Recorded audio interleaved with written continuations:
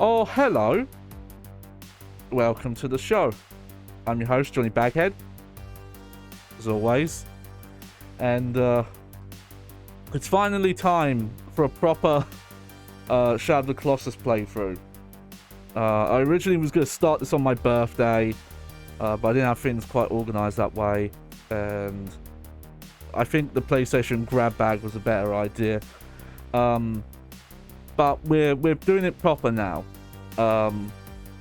So we got through Eco, which I never actually finished, though it turns out I was only like an hour from the end when I did play it the first time. But the reason why we did that is Shadow of the Colossus is... I don't know always, but I'll say for right now, it's still my favourite PlayStation 1 game. I won't argue it's the best. Obviously, that's still subjective. But just on like this personal list, if I was just going to say this is the one that I like the most, it's probably this. Other stuff will kind of like flip-flop in and out. Like some months it might be Metal Gear Solid 3, specifically the Subsistence release. Other times it would be SSX 3, or it would maybe be like a Tony Hawk game, or it would be Tekken 5. It's, you know, it depends on the mood you're in, really. Maybe Time Splitters Future Perfect would show up as the favorite, or if not, it'd still be high up in the list. But yeah, in terms of, I think we could still call this like a... I'm trying to think what to call this kind of like Tomb Raider, Prince of Persia, like 3D like action platformer puzzle era. Because some, you know, the cliche term is action adventure, which doesn't say anything. You know, that encompasses like action adventure usually just means this has too many genres to put it in one. Like pretty much. But you know, like it's I think like action platformer is probably the best term for it. But it's my favorite. Granted, I've not played all of them. But you know, like I've not played most of the Tomb Raiders outside of random demos. PS1 or PS2 era. You know, I've played the reboot series, which is more of just a straight up like third person shooter. You know, it's more built how Uncharted's built, not the original like action platformer style. But yeah, this game means so much to me. It opened up so much of like what I appreciate about gaming, how an interactive story can move you, and how environmental storytelling works. But also like how a world, like the design of a map in a video game, can be an experience in the map, can be the experience you're meant to take from it. Like that's the thing telling you the story. And just so many aspects of it like have had such a big impact on me. And it's still like, I don't know if any game's ever like really replicated the feeling I've got from this. Like even games that are very special to me, like, you know, like the first Final Fantasy I played was Final Fantasy 7. I get different emotions from that. And even like experiencing like FromSoft Souls games for the first time. Because, you know, to a certain extent, those games are doing a similar thing to this, where it's kind of just plops you in this world. You have to use your intuition and kind of intuit ideas about the world and what's going on by just being in it. But this was like my first proper experience with it. And also just like this, you know, obviously the scale of the bosses, that kind of interactivity of, hey, the gameplay is a living being. Like something close to that was also the scale of God of War. But this, I think might have done it first, even if only by a little bit. But God of War, it's more kind of smoke and mirrors scale, where they kind of set things up that make it... Because the main thing with God of War 1 is most of that game, you're on a temple on the back of a... I want to say giant, but I think they have a different name in God of War. But obviously, you're not loaded into a map that has that model in the entire time. But they did such a good job of making it feel like that was going on. But, you know, because of the way the Colossi work in this, you actually are on these. Though there's definitely some like sensor scale stuff where it feels like you're way higher in the air than you actually were. There's specifically a flying enemy that, in my memory, when you were on top of it, you were like hundreds of feet in the air. Where in actuality, you're maybe like 50 feet in the air or something. Maybe not even that. Alright, but we're gonna get into this here. Here we go. I might need to resize this window in a bit, I'm not sure. What we are going to do as well, I need to set this up quickly actually, is because we did the... Actually, hang on, I'm gonna split this off as its own window. There we go. But we're actually going to look at my stream where I just played the PS2 version, because I wanted a good comparison. Because one of the interesting things that we saw with Eco is that there was some lighting differences, and also they'd like doubled up textures to, you know, because with the higher resolution, a lot of those textures might have looked off, I guess. There we go. Right, so let me move it. Hang on a sec. There we go. Okay, let me... We'll make that invisible for now, but we'll look at that later. Gonna let this intro play out. Now, looking at this already, I think this game, far less than Eco, doubled up any textures. I could be wrong though, because that could just be false memories. Oh, there we go, controller turned off. Alright, so yeah, we're doing... This is a new game hard mode. I don't know if it's going to do like new game plus. I don't think so. I think if I pick new game hard, I think you start off with like fresh stats. So the reason why we're playing this is, though the PS2 version, the frame rate wasn't quite as bad as I thought.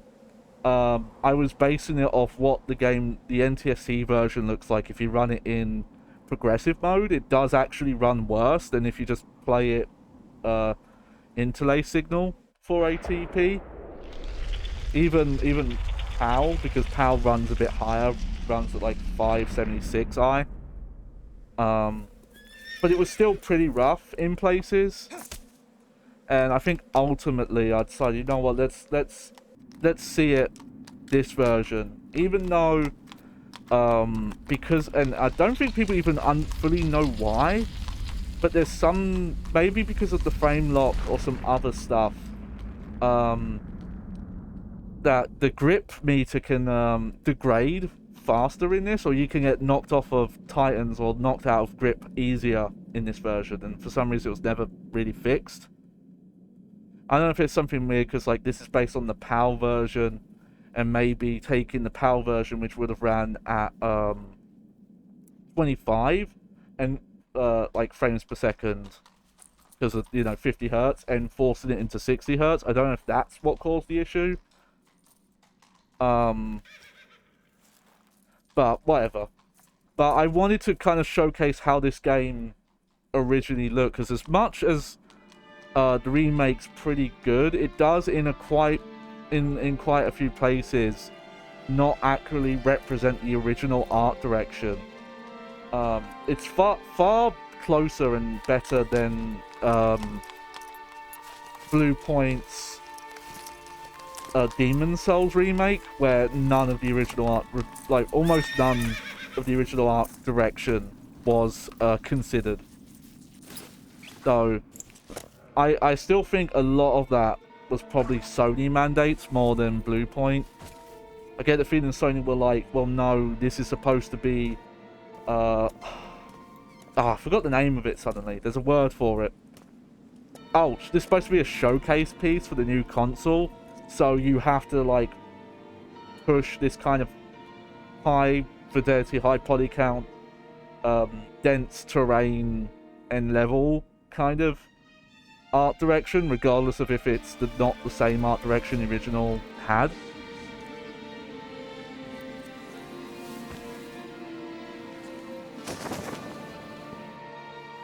There we go. I have to point out, by the way, for PS2, that's really ambitious. Cloth stuff, something that complicated to do, like, cloth physics on. And obviously you can see it's obviously not really cloth, it's just a bunch of polys with hinges. Yeah, I'm going to talk through most of these cutscenes because it's, you know, just subtitle based. Hang on, is my closed caption thing not turned on?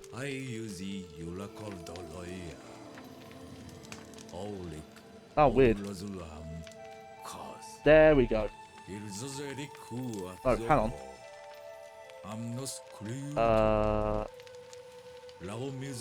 There we go. Sorry about that.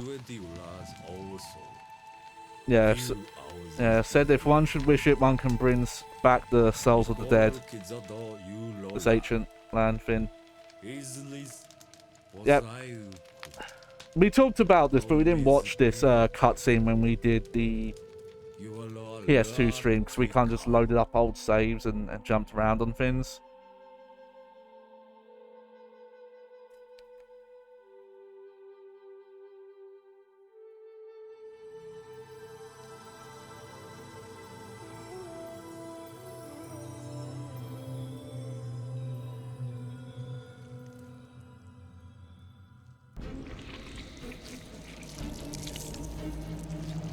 You know what? I completely forgot that this happens early on, this cutscene, where that happens.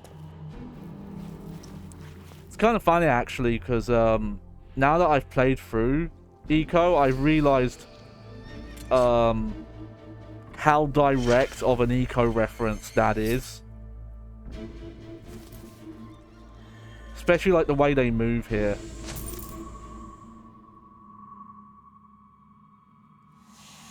One sec.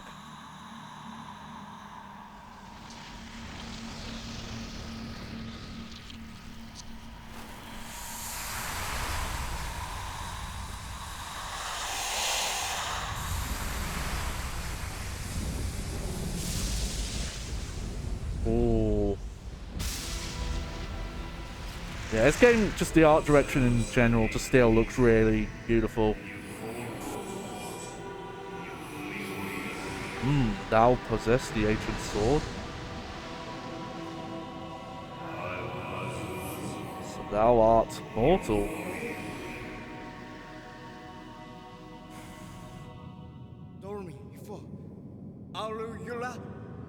Yeah, much like Eco, this has a made-up language.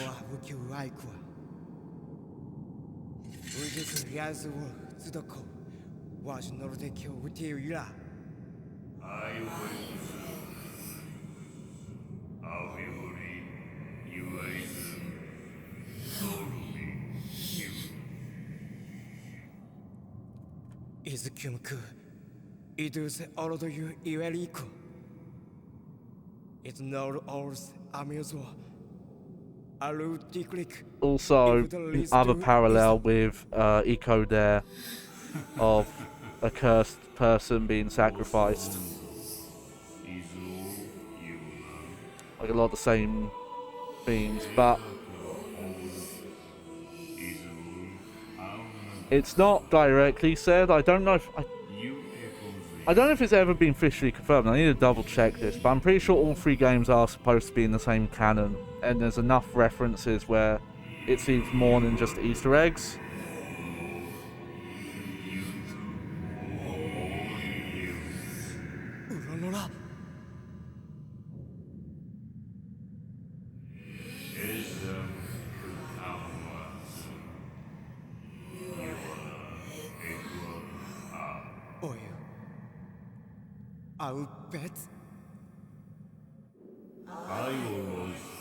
Yep. Behold the idols that stand along the wall.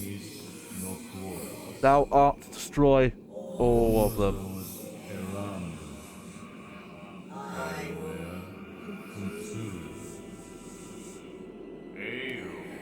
But those idols cannot be destroyed by the mere hands of a mortal.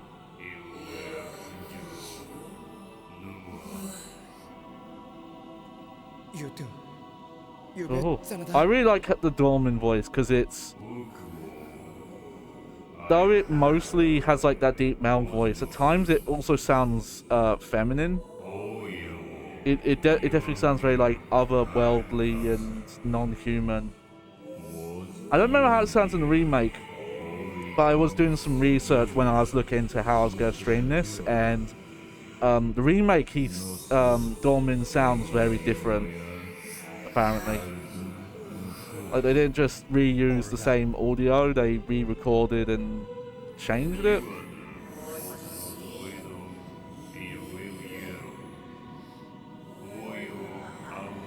Yeah.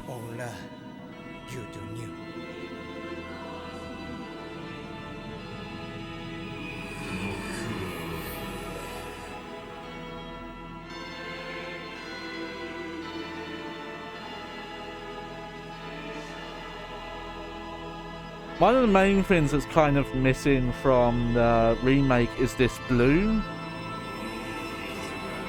Most of kind of like the bloom art direction that Eco and this game have. In a lot of areas, doesn't seem to have it. Hey, Clarice is here. Hello, Clarice. I'm trying to think. I don't think we're going to be like spoiler free in this playthrough. I don't think this is that kind of playthrough, but I'm not sure. It's because I want to talk about stuff that you have to know the full kind of story to know. Oh. But like, that cutscene already is a really good example. What resolution is this? Looks so wide. This should be 1080p. Let me double check. There's a very quick way I can check, actually.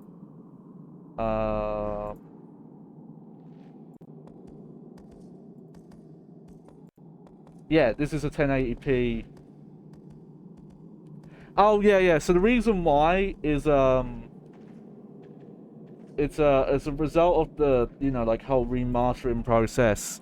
The original game, funny enough though, the original game had a widescreen mode. But if you played it in 4:3, what would happen is during cutscenes they would draw the black bars. But if you play in the widescreen mode on the PS2 version, it did the same thing. So I guess they just kept it the same as it was originally. Alright, here's a... We'll do it in a sec. We're going to mainly do kind of some comparison stuff. So the main obvious thing here is the frame rate. I don't know if this version ever drops frames. It's just a solid 60 frames per second. I'll say, looking at this though already, I don't think they doubled up these textures like they did with Eco. But I have footage from my stream, so we can compare. So let me re-enable that. Here we go. So actually, yeah, looking at it, because that's not far off from the same location there. Look, like, the camera's more panned out and pointed lower. But you can see there that, yeah, the textures were basically kept the same, it looks like. Unlike, Eco. This looks very similar. Let me, well, I'll put play on this. But yeah, there you go. You can see the frame rate there. Oh, who's that handsome devil up there? The main temple here especially, just looking at this temple used to cause like really bad frame drops. But yeah, no, you can look at it now. Looking at the ground here, this definitely seems to be the same texture work. I think one thing though that might be different. Let me see. Can I skim through a little bit?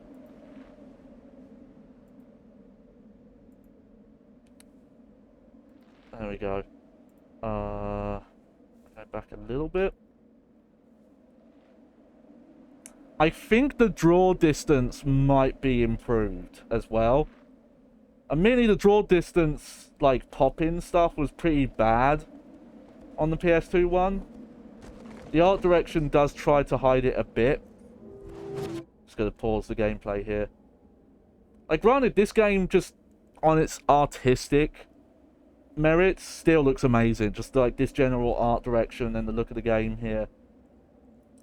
The thing that was only ever really holding it back was the frame rate. Granted, you know, because of my capture output stuff, this is, I believe this is the PAL version I was playing. Yeah, see, there's the big frame drops. But it looks very, nice. Now...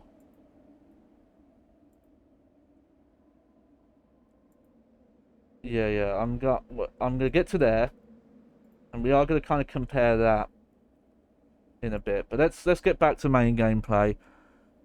This map is definitely, they must have had a better source thing on file, because I remember this map looking blurrier. So I think the Team Eco devs must have had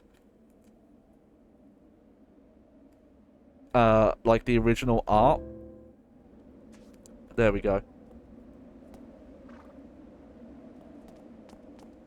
Now I'm curious about... Okay, let's see. So yeah, so this is hard mode, just new game. No, no new game plus stuff. Huh, okay. I'm just gonna check one thing quick. Because usually there are lizards around the save areas. And I know there is a lizard here. It's like up here somewhere. Usually. I'm having trouble seeing it though.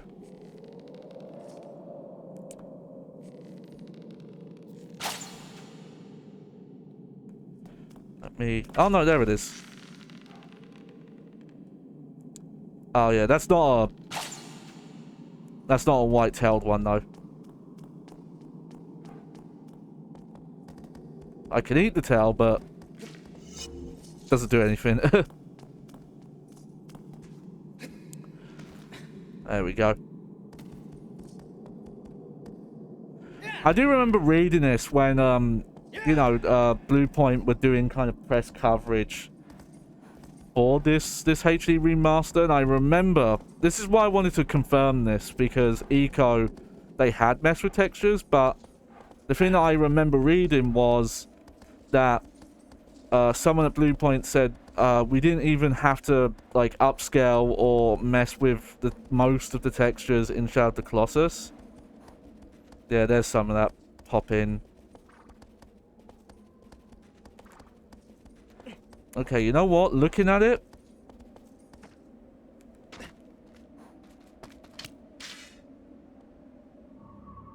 okay, I don't think they did mess with the pop-in distance, unless I have to be careful. this PS3 has had weird issues sometimes reading discs.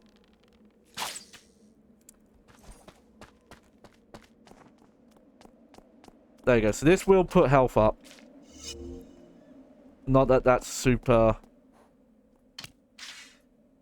useful at this point. I think there's just the one fruit on this tree.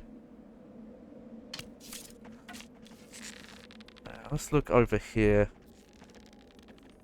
Yeah, I'm kind of surprised this area hasn't loaded in yet. We'll see. If it's obvious that there is some problems of stuff not loading in, I'll have to think of a solution. I have to check that slim PS3 I have and hope it's not freezing on me still.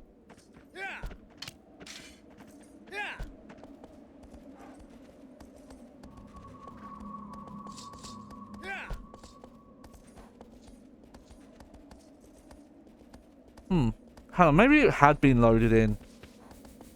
Okay, that still looks more seamless though than I remember it looking on PS2. Hang on, let me go back a bit.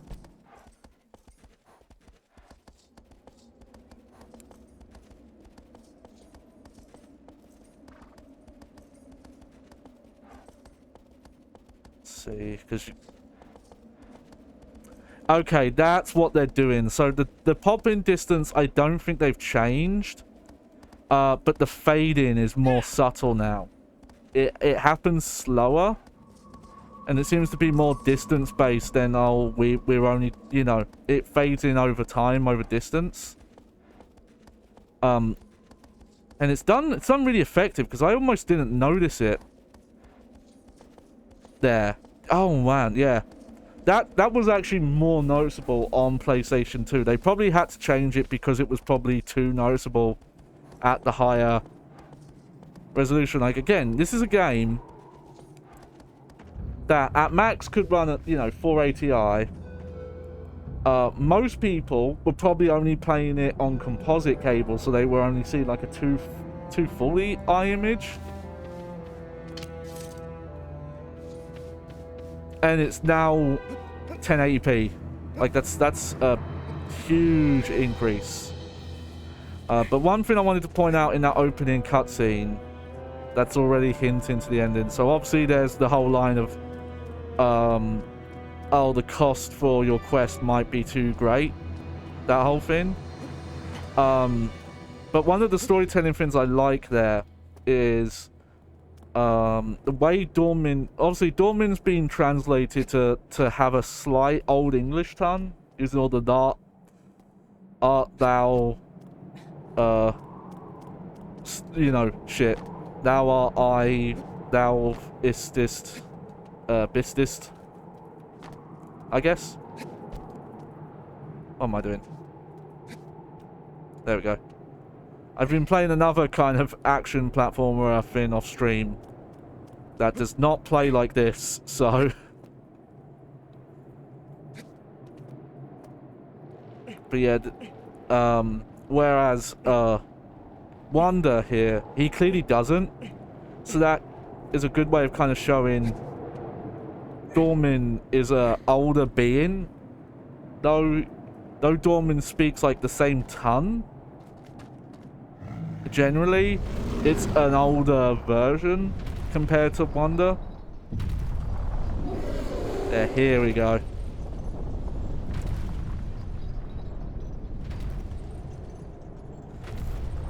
I'm trying to think what I want to do when I look at the remake. I feel like for the remake, I really want to try and show them side by side. And that would kind of be the gimmick. Hey, look, there's those birds. Those birds again, they're for scale. I have to point them out every time. Alright, so the main gimmick with hard mode is... First off, you take more damage. You can, if you fall or get like hit from a certain angle, you can kind of just instantly lose a fight. But the main thing is Colossi will have more weak points. So the way you do this fight on normal is you come up here. Oh, I waited too long. Yes, you stab this part.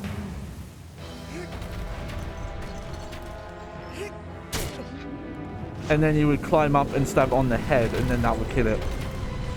Right? On hard mode, that is not the case. Oh. I forgot. You shouldn't let go there.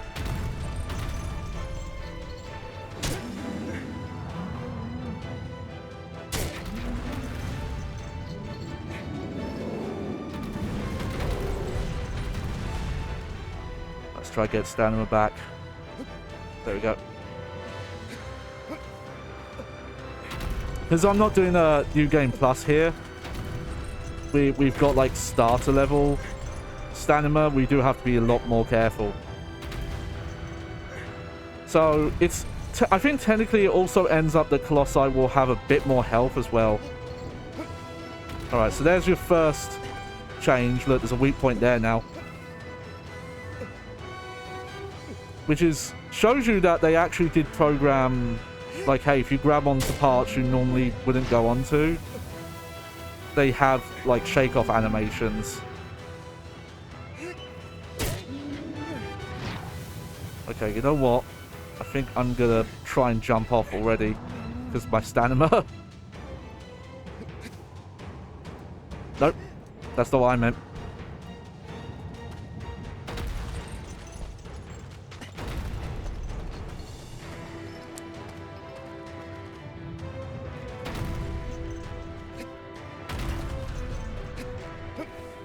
But yeah, on PS2, when you're like this close to the Colossi, and I'll look at the clip in a bit, this is where like the frame rate goes, like dips by half, basically.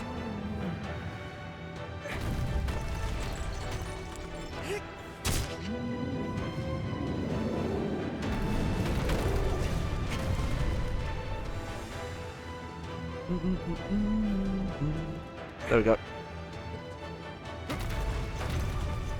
But I do remember when seeing this HD version for the first time, it was kind of mind-blowing of just like, how does this run smooth? Like, that's not how the game's supposed to look.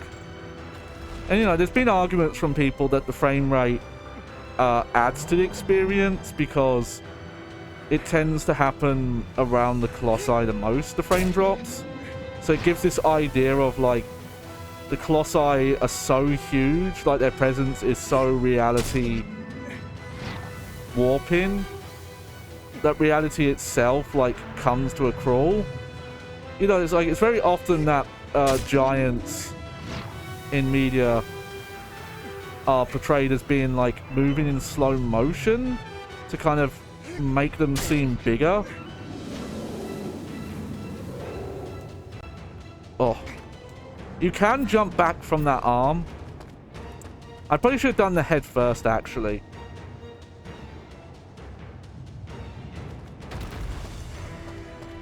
But that's okay.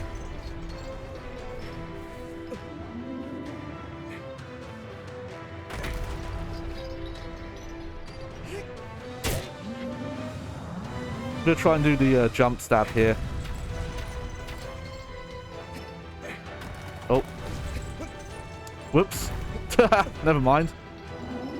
I got confused about what the buttons were there. My bad.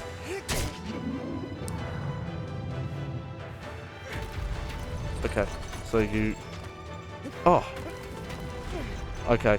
That's not as easy to jump stab as I thought it was.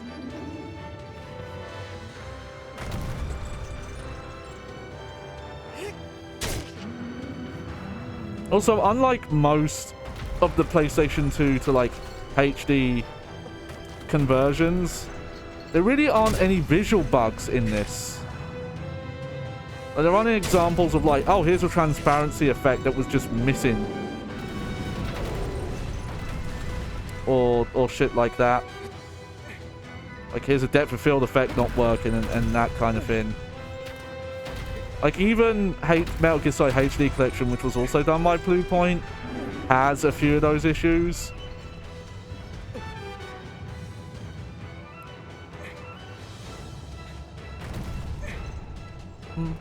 Alright.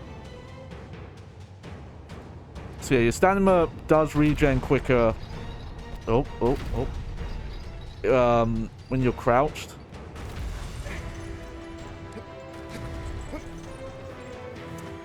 But yeah, this like fur work, which is done in a very old school way, where it's just a bunch of like 2D textures kind of melded together into each other.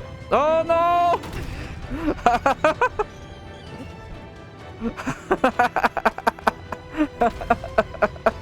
That's not how you do. That's not how you jump stab. Well, it is. Just yeah. I'm not as good at jump stabbing as most are who have practiced. I'm gonna clip that later. That was that was great. Just fucking yeeted myself. Let me. Excuse me, guy. I gotta, you know, crawl past your fuzzy butt. There we go.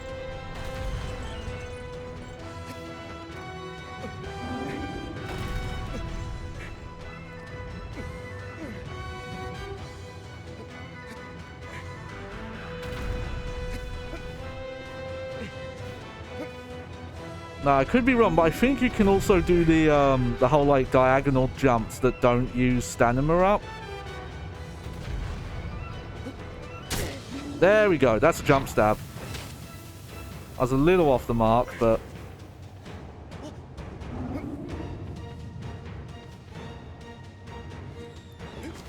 oh no. Shit. See, that's what I mean by hard mode. Hard mode, you take a lot more damage if stuff like that happens. Okay. I'm guessing no more jump stabs for a while. I forget how momentum based the jumping is, and the Colossi movements can really fuck with your momentum.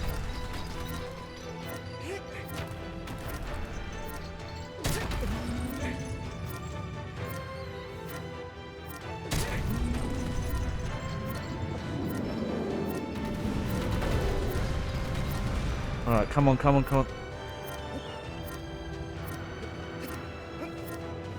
There we go. So the health literally just regens over time. It's very slow though. I think crouching might do it quicker though, much like the stamina. Yeah, it does, look.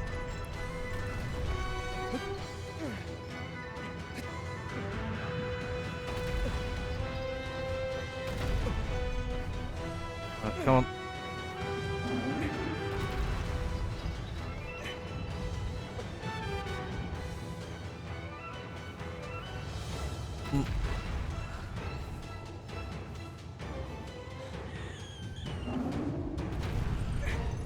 You know what? It's the wrong time of year, but for some reason there's a bunch of fireworks going off. I thought it was the game for a minute. I was like, what's that weird audio?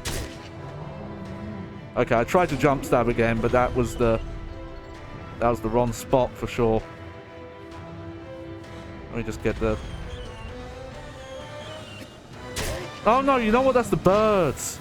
For some reason the birds kind of sound like fireworks to me.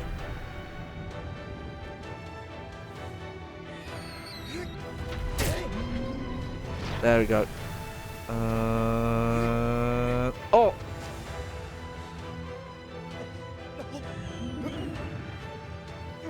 Oh, okay, it's because they're doing like the Doppler effect.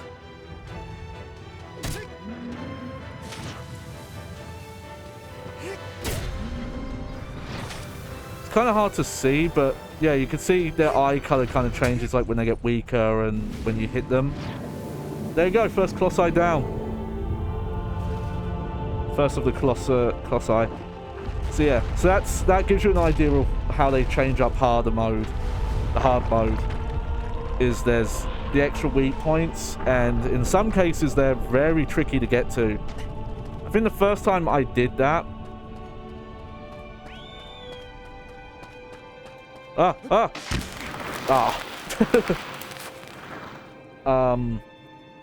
got to the arm by like jumping from the shoulder, because I didn't realize you could just kind of jump from his back pieces.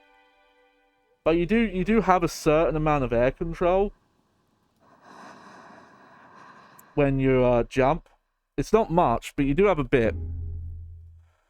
Alright, well, let's see. Yes, I would like to save. Here, we'll do our new file here.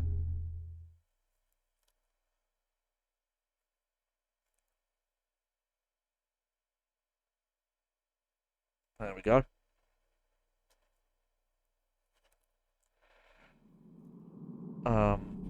Most of the hard mode stuff I've done is basically what we saw during the PS2 stream. So once we get to a certain point, there'll be a lot of having to figure stuff out that I've never done. Like, I think once we get past the 4th Colossi, then that will be new stuff.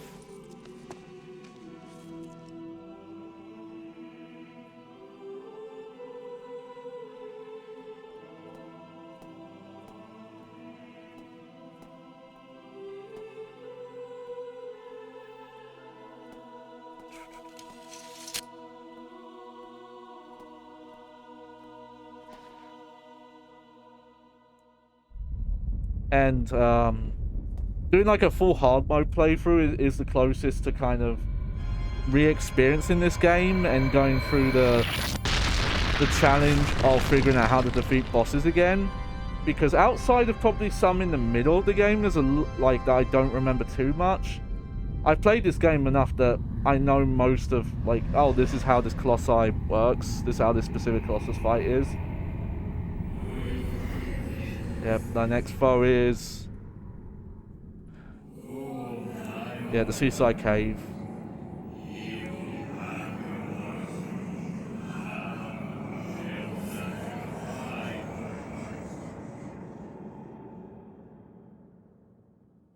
Alright, let's go. Oh yeah, because it's like the first time you come back here. It's a little slower, this cutscene, yeah. There, there's our steed.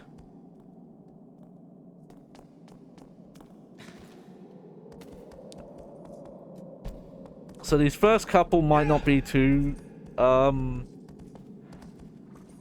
probably a better way to phrase it is first couple are going to be a bit quick outside of like general like mess ups like that happen there.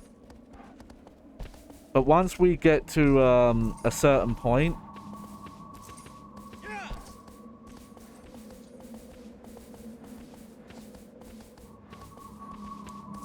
there's gonna be, you know, kind of figuring stuff out again. Like, oh, here's a new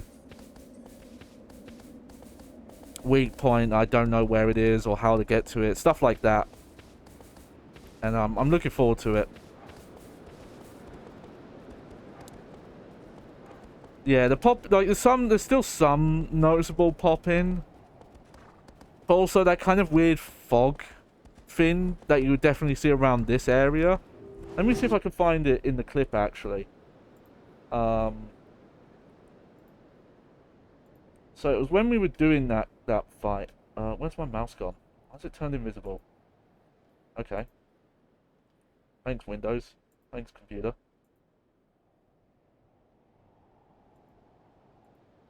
There we go. It's back now. Okay, let's see. Oh, I've gone a bit too far.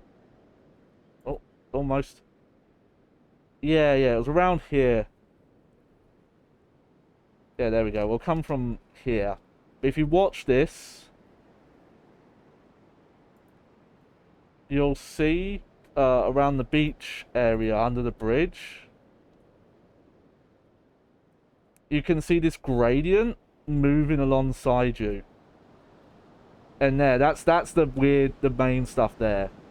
Is there some sort of kind of like light or fog that they draw outside of your area, and that was definitely expanded in this version. Because I've not seen any of that. There, see. So some of the pop-in they did kind of like reduce a bit. but some of it must just be inherent to the engine, maybe. And also, PlayStation 3. PlayStation 3 was weird hardware. And I think, like, even for the time, like, this is still, like, an impressively big map. Sadly, my boy, how big is the map, hasn't covered this game. And granted, I'm not sure how he would. I guess you would just have to find out, like, what is the longest distance you can travel from corner to corner, because it's, you know, there are some, like, very linear areas. If there was like a cheat that would let you kind of like control the bird, which I could see there being, the way they move around looks like it's AI that's like pressing buttons.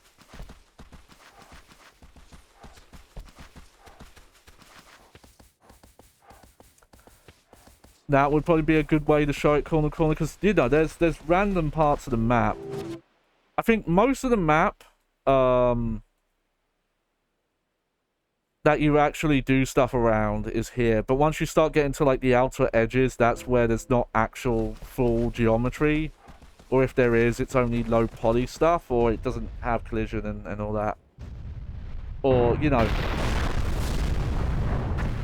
has hidden like cut content and stuff, like there's that dam area that's in the map the whole time, but it's in an area that you can never get to or see in legitimate means.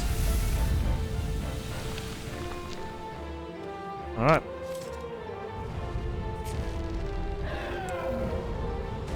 Funny enough, this method I do to just... Hang on.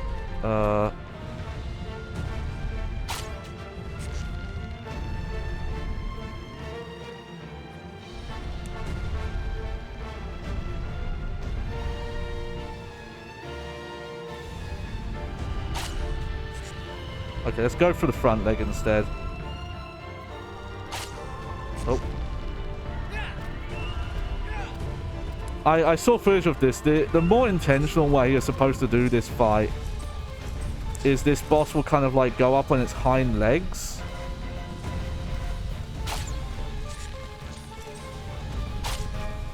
Oh.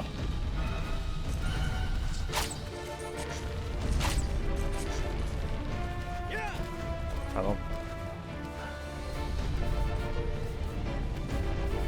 You know, I think if I get down on the ground here...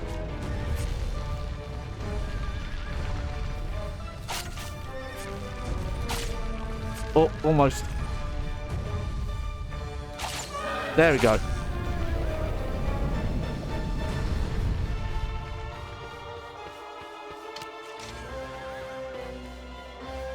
I don't... Yeah, you can... That works, but I really don't think you're supposed to do it that way.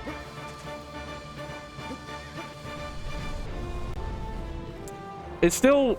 The main flaw, I think, with this game is just... It's weird that the time trial items that would benefit your first playthrough, you can't get on a first playthrough. And I don't think we can go through the time trial items on this save file. I think you're only allowed to do them on New Game Plus. Alright, so there should be... Yeah, there's a point here. There we go. This is one I could probably actually do the... There we go.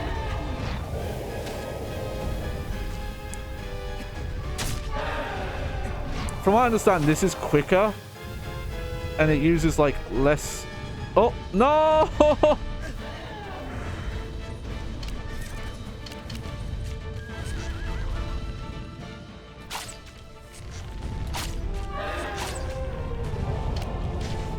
It uses less stamina.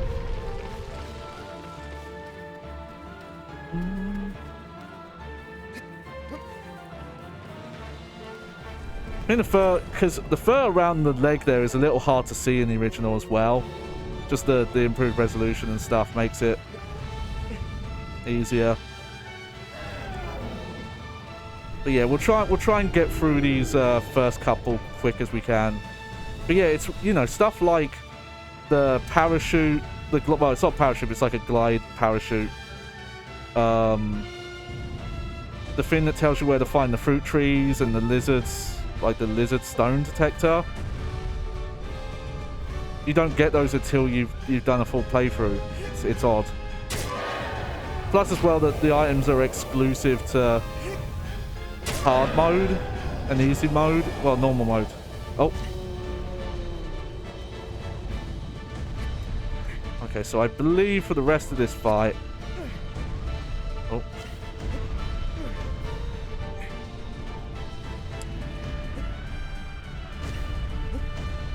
The weak point's just up at the front here.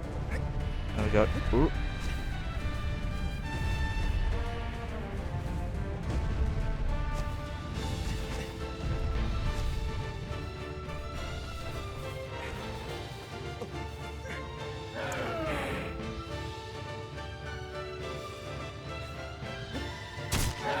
Like, that is definitely quicker than doing, like, the full charge as well. Oh, oh.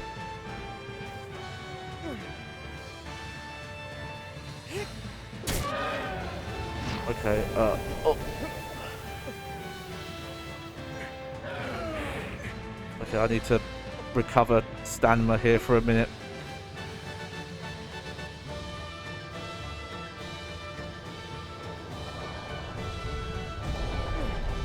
Oh.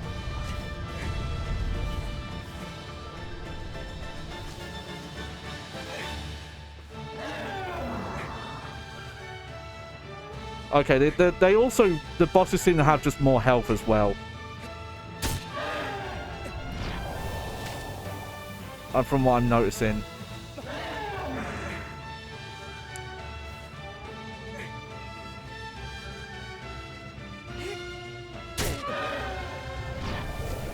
Oh. Oh no.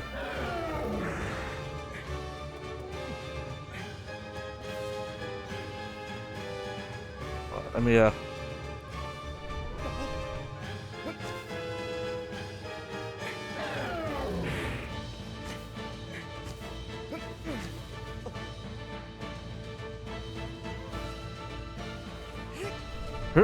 Oh.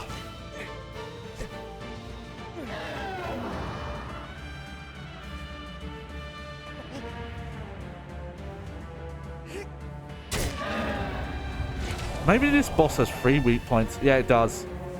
I forgot about that. Okay, where is the 3rd point? Oh, there we go.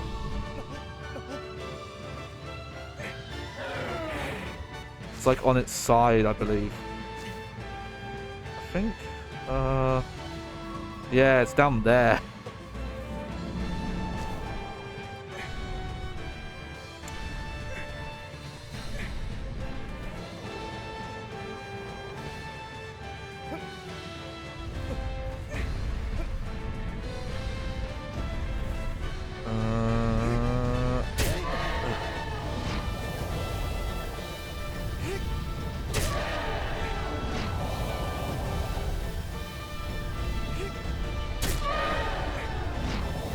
Also, you know, the weapons that just let you do more damage. I guess those are mainly to speed up trying to, like, do the repeat playthroughs. There we go.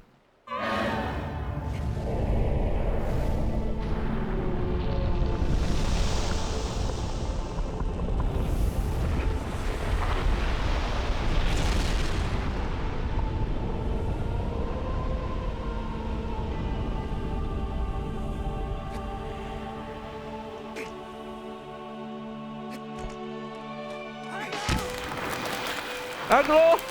Help! Nah, no help. No help for us.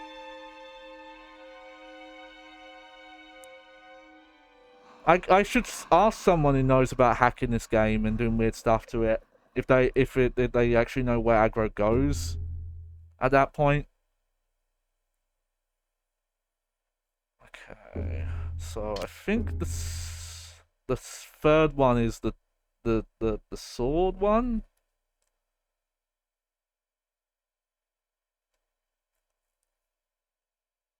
That sounds about right.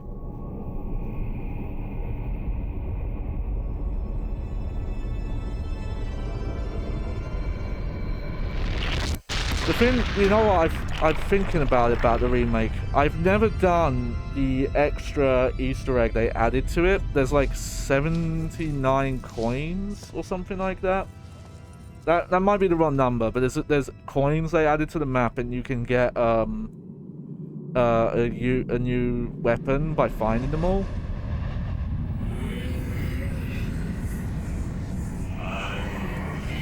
Yeah, a giant canopy soars to the heavens. Yeah, this is the one with the, like, armor.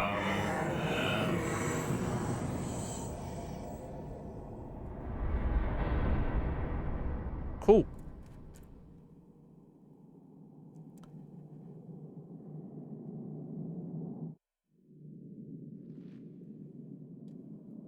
Oh, weird, my stamina's not... There we go. I think the gauge still increases at the same rate on hard mode, though. I don't think that's any different. Let me just check. I just want to check if you can actually time trial. No. You can only time trial New Game Plus. Yeah, that's just the one thing that's weird to me, is that whole New Game Plus time trial thing. What I'd probably do is not, like, I keep the time trial mode, but I would maybe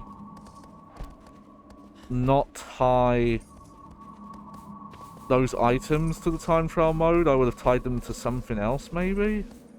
I'm not sure what I would have tied them to, though.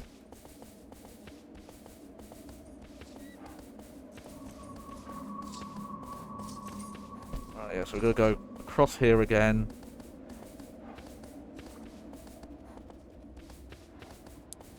Yeah, so in some areas the pop-in's less noticeable, and in some areas it's just as noticeable. It must just be an engine limit.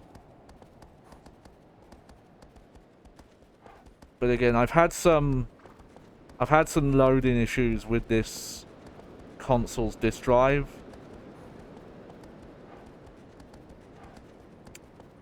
I think this is it. Then wants me to go in there. Yeah.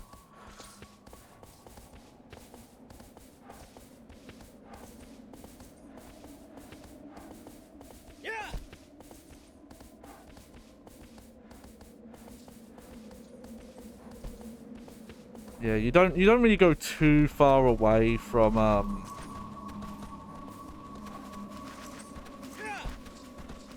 the start to the point where you need the save points until a couple of the Colossi, and I get that because, oh yeah, see, look, that was some weird pop in there.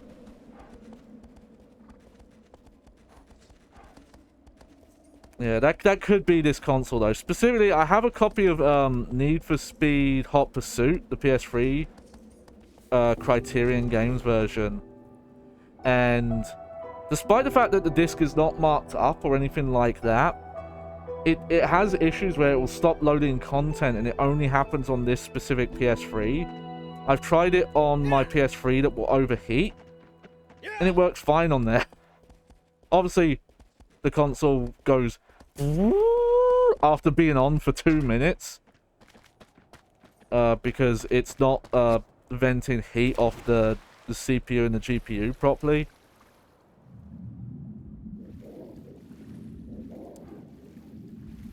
Still haven't got around to that.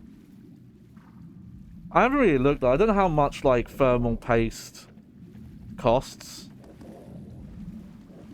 or if there's a specific one I have to buy for using on PS3, or just, hey, here's a one that's better than the stuff that comes with it, kind of thing.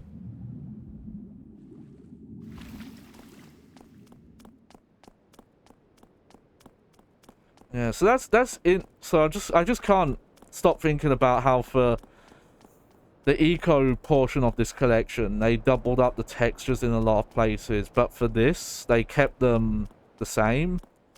The only thing they might have done, and I don't think they did, is that thing that the HD version of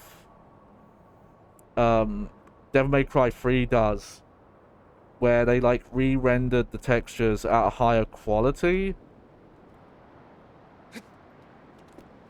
There's a name for that process. That might be upscale. That might be what upscaling is, but I forget terms. I'm bad with technical terms and names. But I don't think they've done that here either.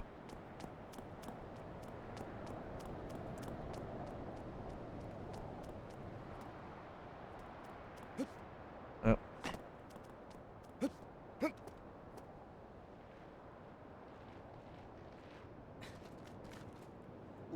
Still, this is a really interesting one, because like when it's laying down, you really can't quite tell what it is. The way they've designed it, it just looks, yeah, it looked like a weird ruined building, and then it starts to move. It's like, oh no, that's alive.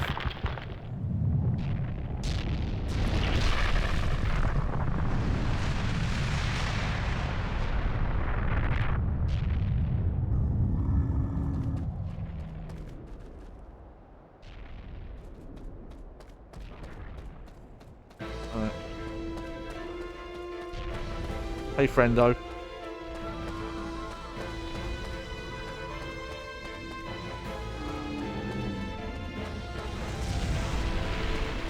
So, I'm just going to do this quick just to kind of highlight. Okay, so there's weak point there,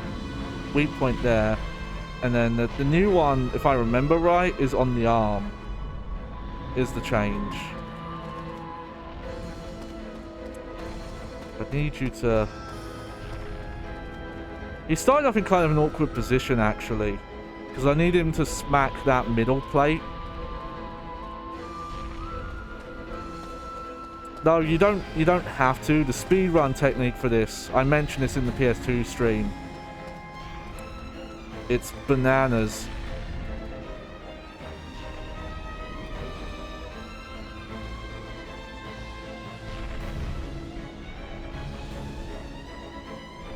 Is they get on the sword early and they use the momentum of the sword being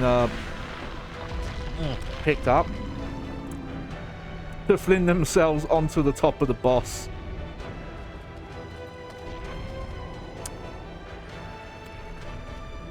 There we go, so we broke the arm now.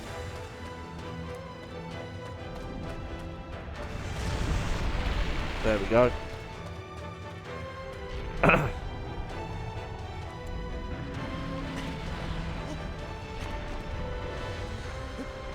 Oh, that went a lot better. When we did the PS2 stream, I for some reason struggled at that bit.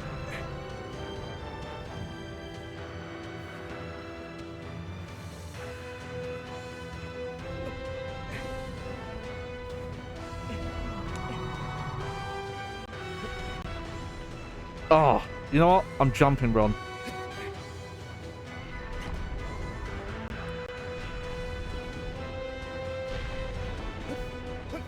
What I'm doing is I'm letting go the grip button, which I shouldn't be doing.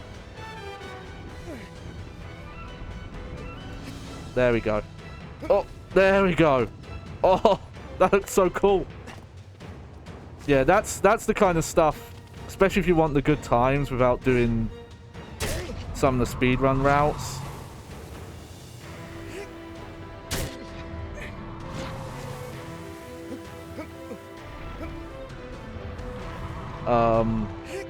But I remember some of the hard mode weak points having to do that kind of stuff to get to them. But we'll see. Alright, he's gonna belly dance for a bit. Shake it, yep, shake it, shake it, shake it like a Polaroid. Oh! Sorry.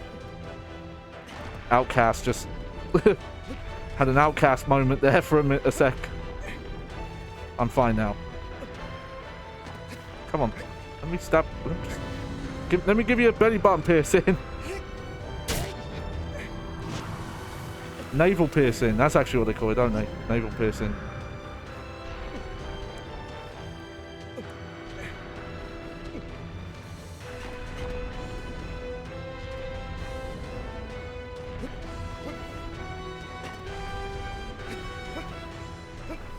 It's a bit weird when you jump there and grab. For some reason, he grabs high, not like where his height is. Grabs like above him. Come on, let me stab. Yeah, see, it's odd. 'Cause you can't, you know, do the jump stab here. It's not how physics work.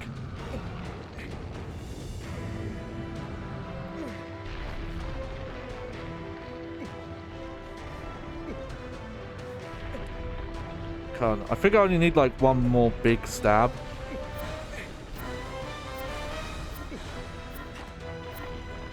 Okay.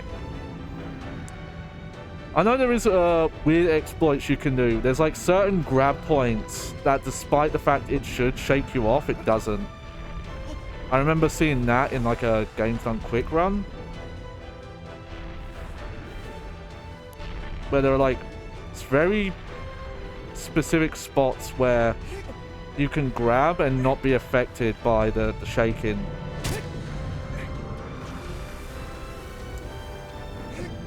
Ah! I was about to do that stab as well. That was going to be a good one. This does feel like, yeah, the gripping and stabbing is harder in this version, though. Because we did do this Colossi on hard mode when we did the PS2 day, and it was not... It didn't take this long.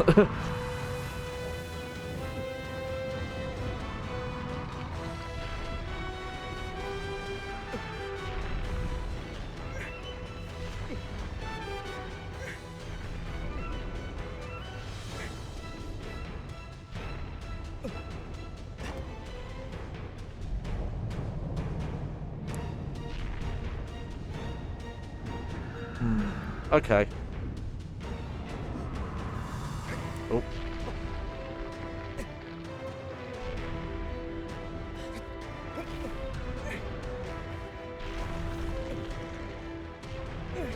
Kind of seems like you have to jump off to kind of reset.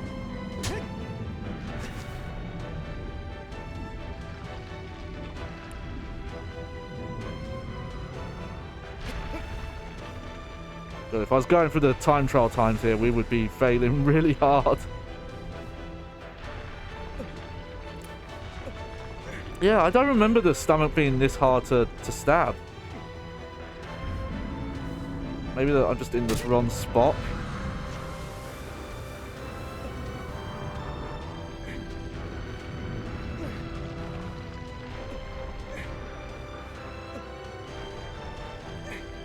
Come on, come on.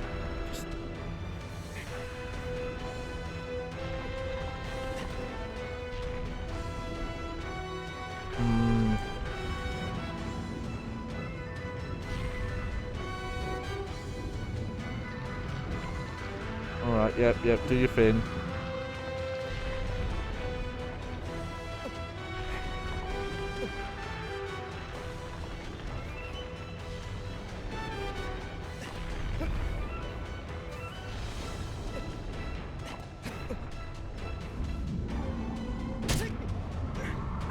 Finally. I'm getting so little stabs in. I'll take those little ones. There we go. Okay, good. So...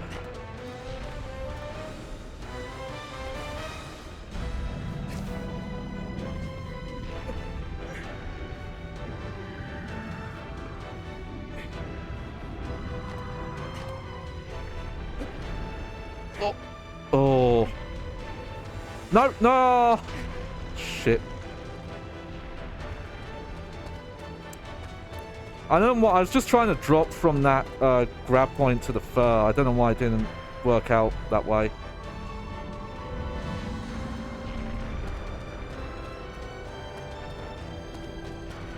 Okay, here he goes.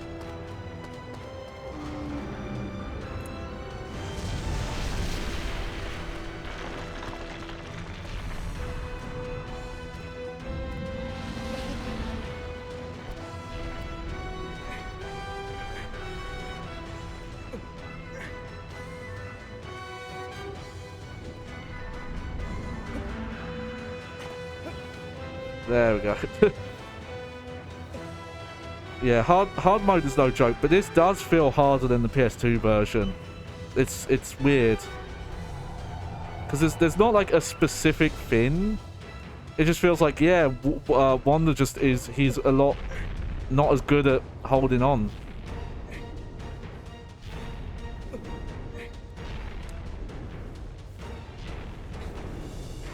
Hopefully we won't regret this,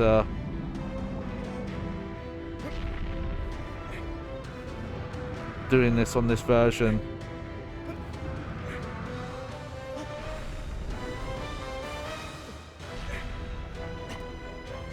Ah! Apparently my depth perception is not very accurate because I thought I was close enough to grab the fur there.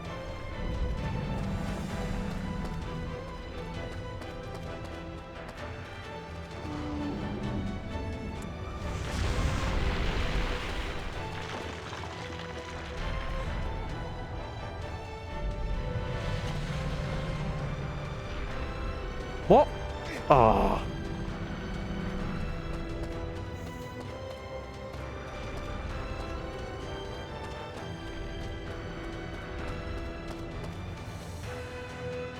Sorry about this. It's like, oh, one of my favorite games. I've played it like probably dozens of times and I'm like failing at the third fucking Colossi. Oh, oh, oh. Oh, that was... Come on, Wanda. Get up.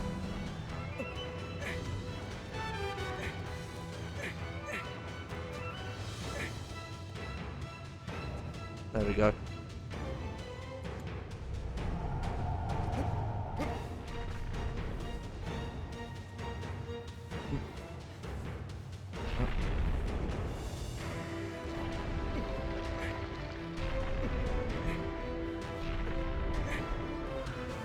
I should probably do the head first, then the arm, I think. I'm just gonna take a breather.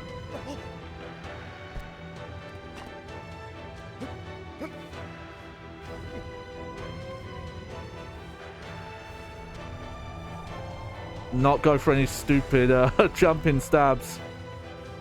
Right, Johnny? You listening to yourself? Oh, that was a good one.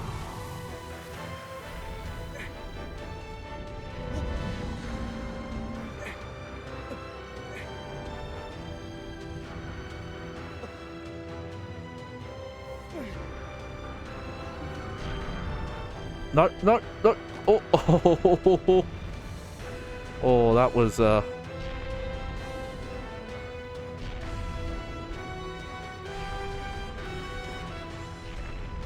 Oh. You know what? Playing in 3D probably would actually help for some of those crazy jumps.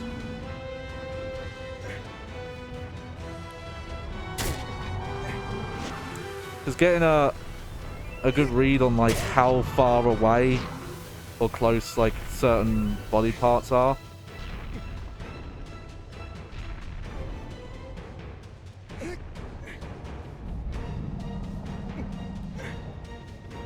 Oh, come on. You know, with that amount of grip, I'm gonna have to move. Come on. No, no. Oh. Just a little bit. Oh.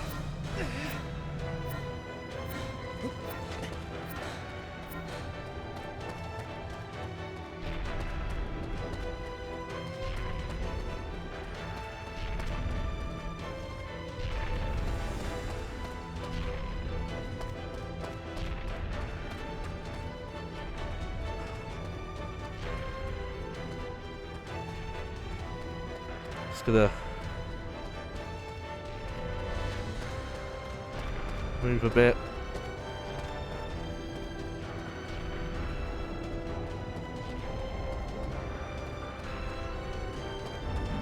Try going this way.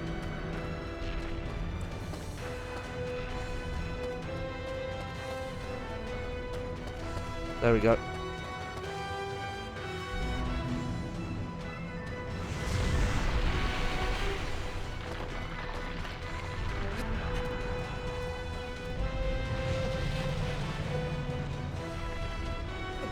Oh no.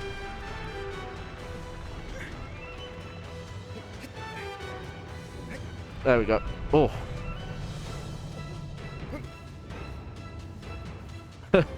Almost got rolled off there. Alright.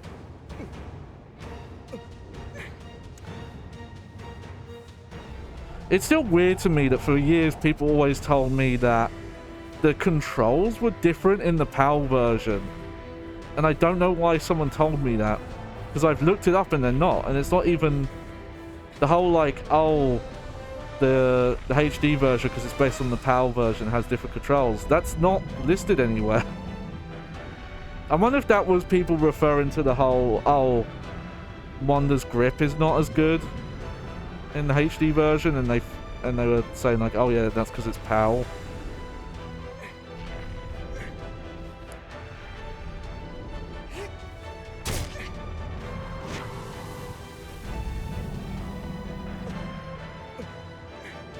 Yeah, yeah.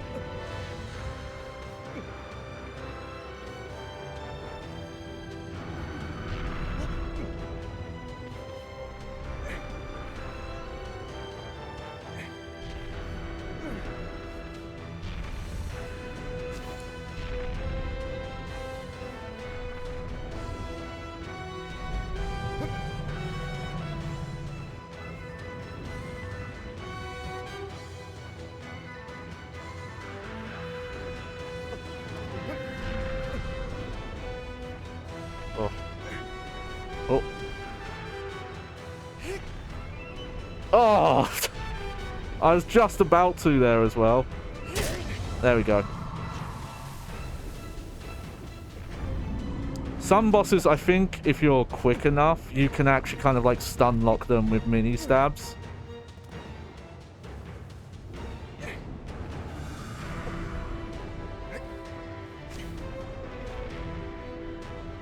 I'm just not gonna, you know, take any risks.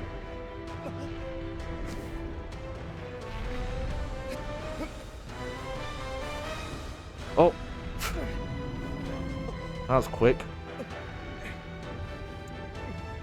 Oof.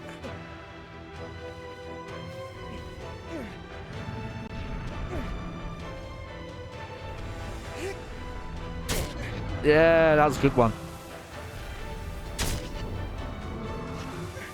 Yeah, that's what I mean. Like, there are ways to kind of get, like, extra stabs in. Alright, the head should actually not have that much health left. I just need to recover stamina for a minute. Whoa, camera.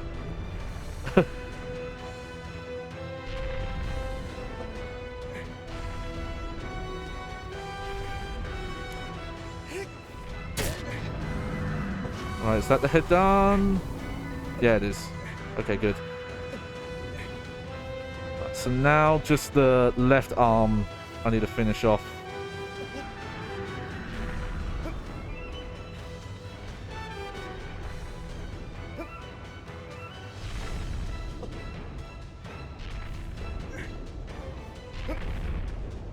Oh! Oh!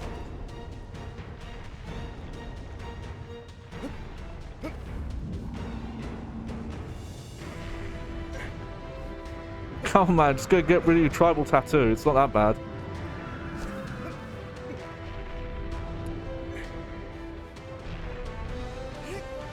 Ugh.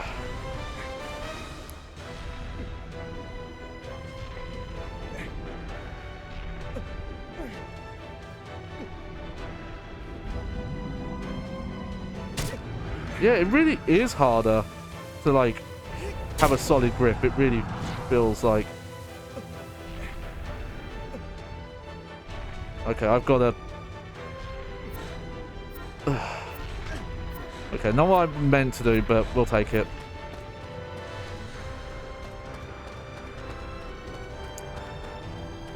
I was trying to get back to the torso bit.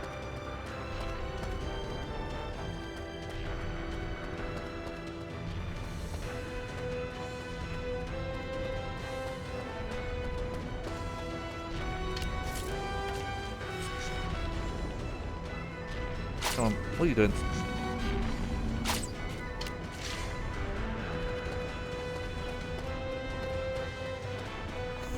In some situations, you can use the arrows to kind of make them more aggressive, I think. And more likely to do, like, specific attacks. So maybe I should be doing that more often to get the... to get this. What? Oh. Oh, well.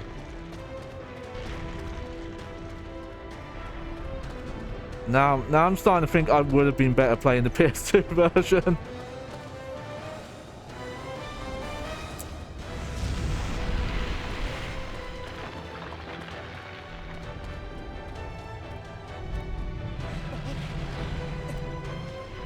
There you go. Oh, there you not go. Yeah, I don't know what happened there. It was going okay for a second, and then it went very not okay.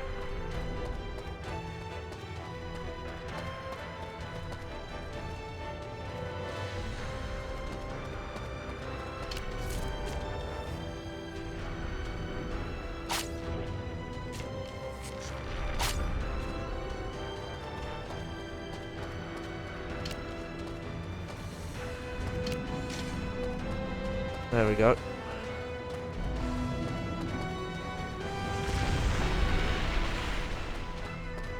It's like if you're in just the right position during the pickup here, you roll like that. Oh, there we go. Yeah, I almost want to go out of my way and collect lizard tails for this difficulty mode. But that feels a bit against the spirit of the thing. And instead of just kind of... like, at the most, I would look at a map and just see them if they're, like, in the main path we've gone past. Again, I know there's usually one, and I think in some places there's, like, 2 per save shrine? Oh, okay. Well, that's not going to work.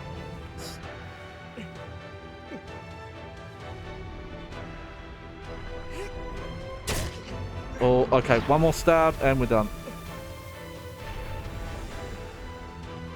Come on. Come on, Wonder. It's weird they never patched to try and... there we go. To make the grip feel closer to the end, like the original. I was going to say NTSC, but I don't remember the PAL version feeling like this either.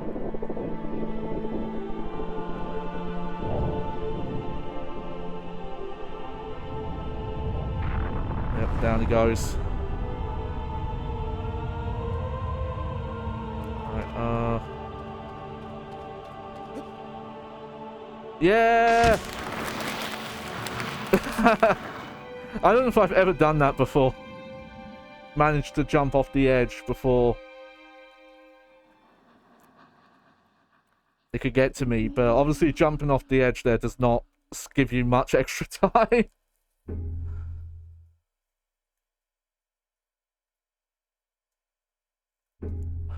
But yeah, it's not even that your stamina like goes down faster or anything. It just seems that Wanda's grip is not as good, and movements that he could withstand before are far more likely to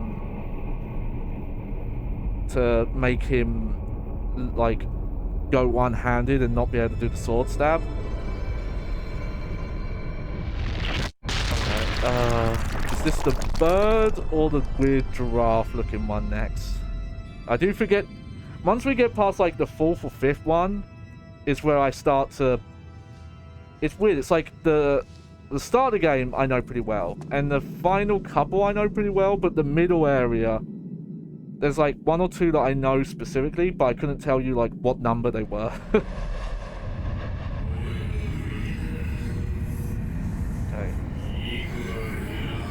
Oh, so this is the giraffe. This one used to annoy me a lot, but I think having replayed this one recently, I've kind of figured out how to manipulate its AI.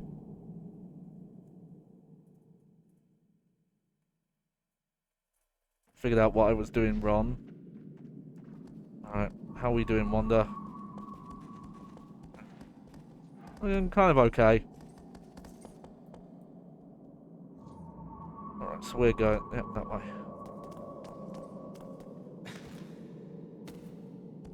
Do.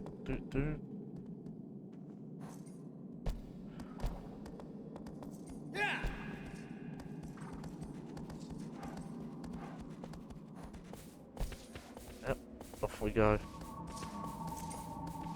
Oh, okay, so we're going through this area. So I know... So what it is that the lizards I'm talking about, if you weren't here for the other stream, is there are lizards that have white tails, and if you shoot them, you can eat the tail, and it will actually increase the size of your stamina bar. And a decent chunk, I might add. You can also find fruit on specific trees that will put your health up. But those, see, these are just generic lizards here.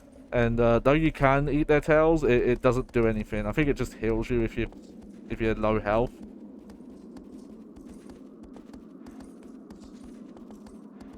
But I don't think the manual even... I think when we read the manual on the PS2 day, the manual just straight up does not mention you can do that.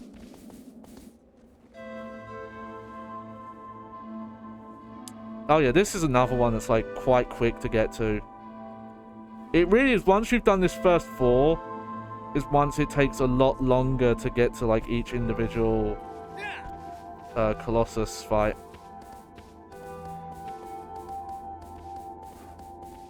Yeah, here we go. The aggro, the horse animations, these still look really good, especially knowing that they're not motion captured. I've mentioned this before, but it's in one of the making of. I think it's the making of that's in like the PAL version actually of the PS2 one. Is they say that they had to use like a mixture of like hand animation and like a procedural, like, you know, smart animation where it can like read what the environment's like and react to it. Because motion capture was a bit too limited, and I think this is before like animation melding tech was more common, where you could like take like motion capture data and meld it into a pre-existing animation and tweak it and all that kind of thing. So for making like a simulated, like simulating it all as opposed to using pre-cooked data, again, like still really impressive.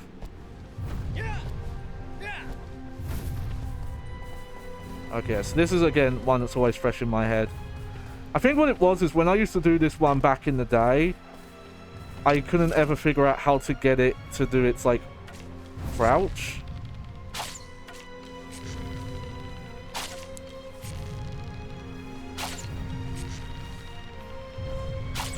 Okay. But the thing is I found out the secret is you have to have it standing in between these 4 tunnels before you go underground. If you do it while it's still outside of them, it won't crouch down on the kind of like middle. Oh yeah. Gets dark when the soot's around.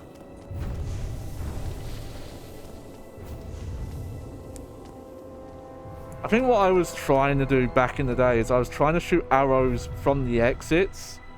I was like, oh, I'll shoot arrows and make noise and it will come to the exit. But what was happening was it was coming from the outside, like the other side of this hill where the tunnel entrance is.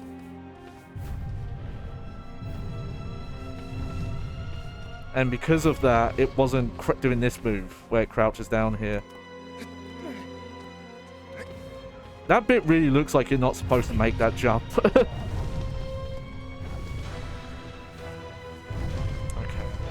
I believe this one has 3 weak points, from what I remember.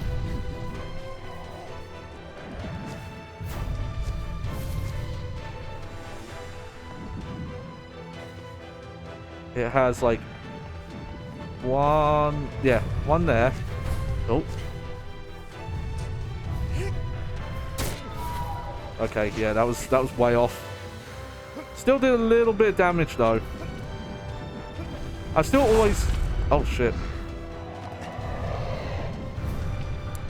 I'm still always being curious if you can technically, because shooting arrows from into certain spots does actually cause like a millimeter of damage to their health bar. I've always been curious if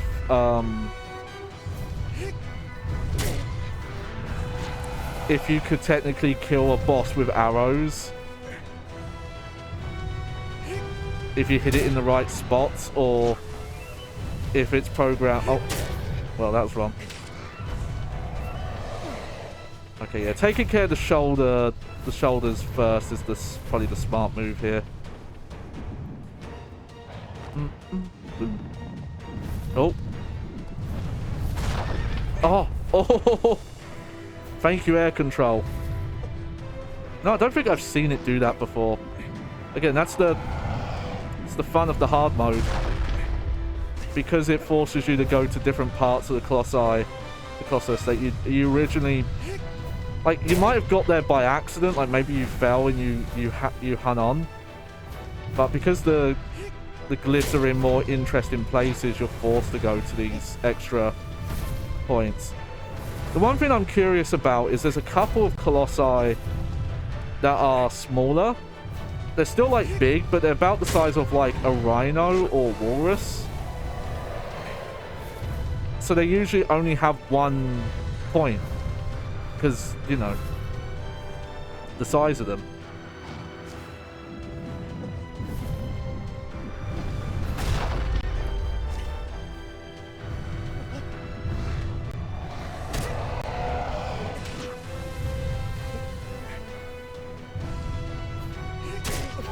Okay, so you have to do a certain amount of damage. There we go. Ooh.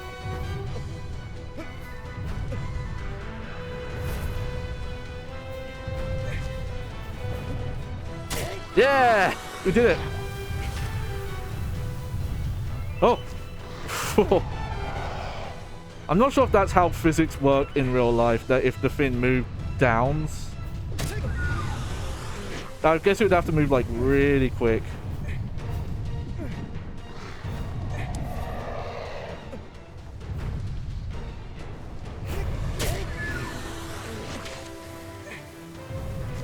Oh.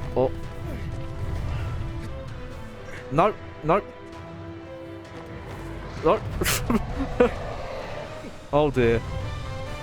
Okay. This is, can I recover from this?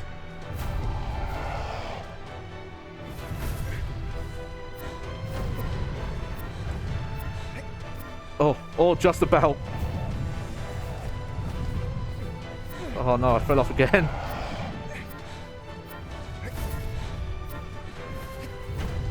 There we go. We'll hide here for a minute.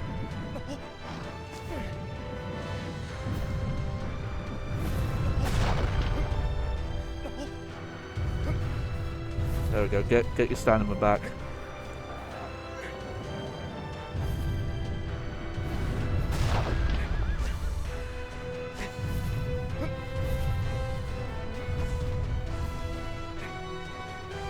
There aren't many points. I guess just here. Like if you crouch here, you're kind of safe.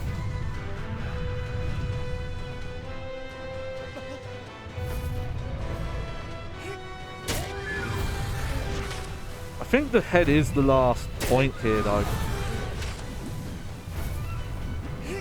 Okay, so this is what I'm on about, like the stun lock technique, if you do it right. Because it will... it will stop it from doing like its next big like animation.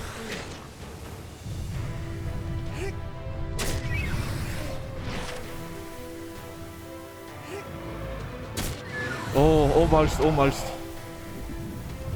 I might have found like the sweet spot. Yeah, there you go. So that was on. I mentioned that there are spots that if you're planted just right, you are far better gripped. Maybe that's why I was just doing really bad on those other Colossi.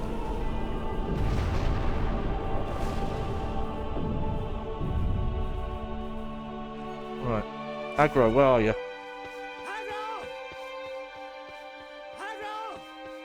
Okay, apparently he's that way. Oh no.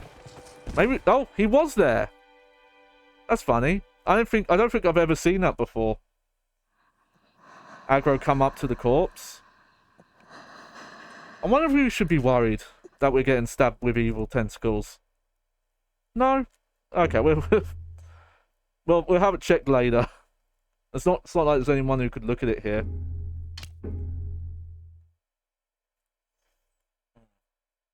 I'm not sure how long I'm going to stream today. It's considering the game it is, there's a good chance I might just play it for like a really long time. Well, I know there's... Well, okay, so there's 16 Colossi in the game. Right? I think I'm right. I don't think it's 18. I think it's 16.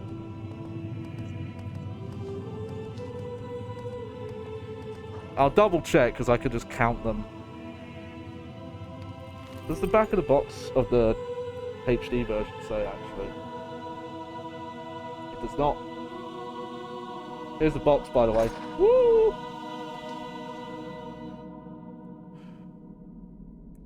I think this might be, at this point, is when you can really start to tell that Wanda's starting to look a bit pale. I think his hair gets darker as well. So that's something you don't really notice until either right at the end of the game or second playthrough. But every time you defeat a Colossus and you get stabbed with that black stuff, Wanda's physical appearance does change very slightly. His skin gets more sickly, his face gets slightly different, his hair will get darker. And I do think by right near the end, you really start to see it. But the neck is mostly where you see it for some reason. Also, you start to see it on the arms as well. Let's go here quick and count. So yeah, so we've got 1, 2, 3, 4, 5, 6, 7. Yeah, so it's 16.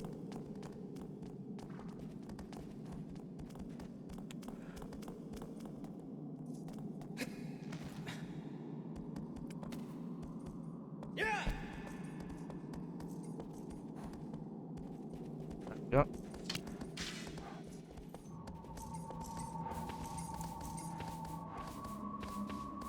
Aha. Alright, off we go.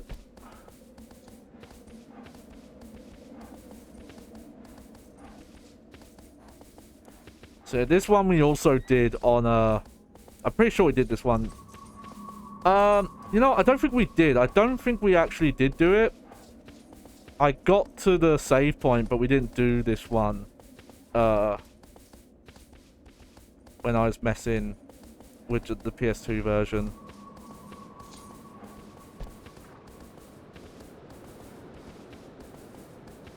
Okay, there's a tree there, but I do not believe that's one of the ones with the fruit on it.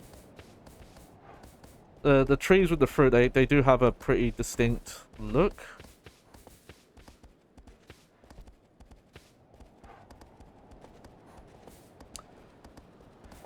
Yeah, some part, yeah, there are some like very linear paths in them. Oh, careful one, careful. There you go, there's our first like extra shrine. We mentioned this on the PS2 night, but aggro feels more like a real horse because you're not controlling aggro when you're riding. You're controlling Wanda. And, you know, aggro has... I don't know. Spoiler horse. I actually don't remember if they even say.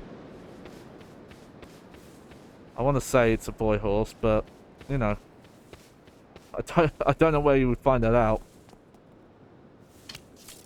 Okay, let's try and find it. There should be a lizard here. Somewhere. On the save shrine. Oh, I just saw it.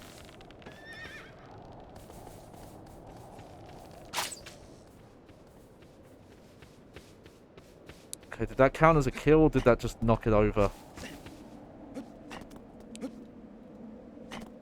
Let's find out.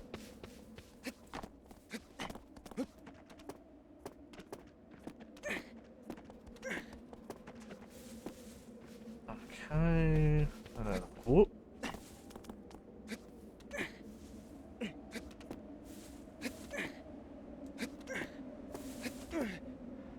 Oh no, we didn't get it.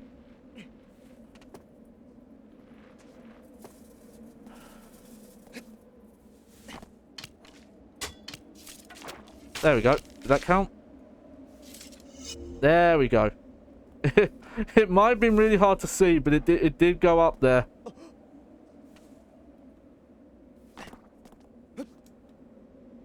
There we go. We'll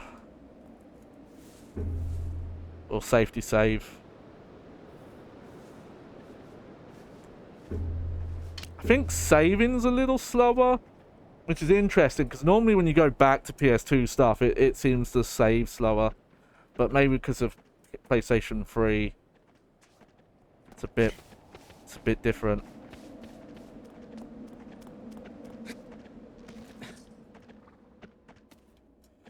I want to say, though, that the whitetail lizards do appear outside of just the save shrines, though.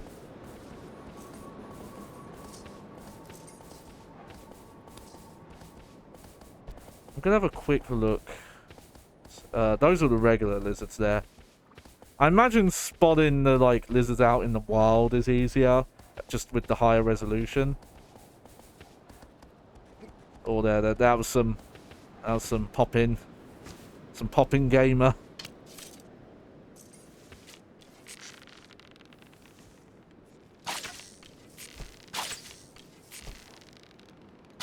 Okay, there's a lot of fruit on this tree. Holy shit.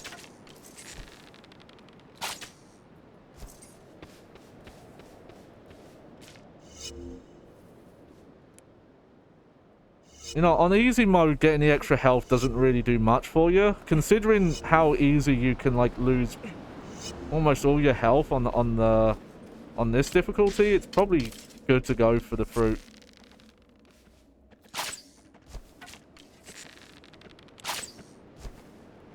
It's just a shame you can't have, you know, there's not like 10 lizards on a save shrine. Okay, is that all of them? I think that's all of them. Yeah.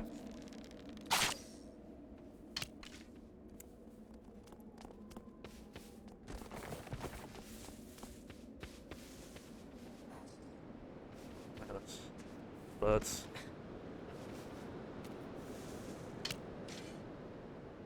Okay, so we're going into here. Okay.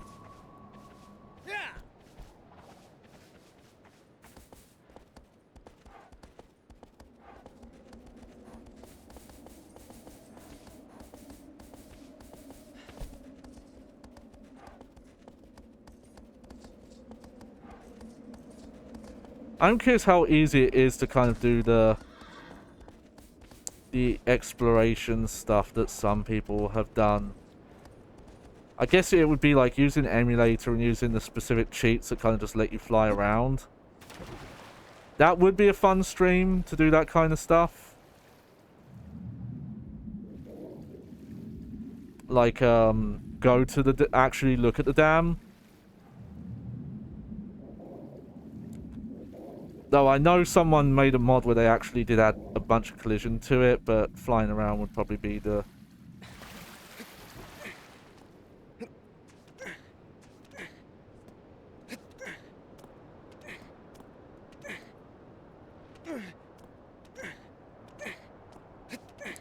don't know what that, like, weird fake jump is and why it, like, uses so much stamina.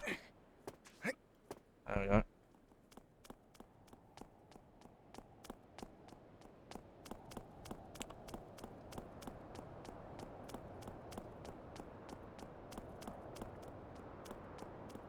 Alright, yeah, so this one we did not look at on the PS2 version, so this is all fresh content for stream. Yeah. So, I think there's 2 flying Colossi in this game. I think, that sounds right. I don't think there's more than 2. This one's pretty cool, but the second one is I think even more interesting.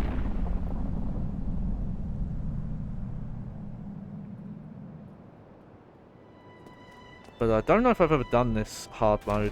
Maybe you know what, we might have started the time trial for this, but I don't think I finished it.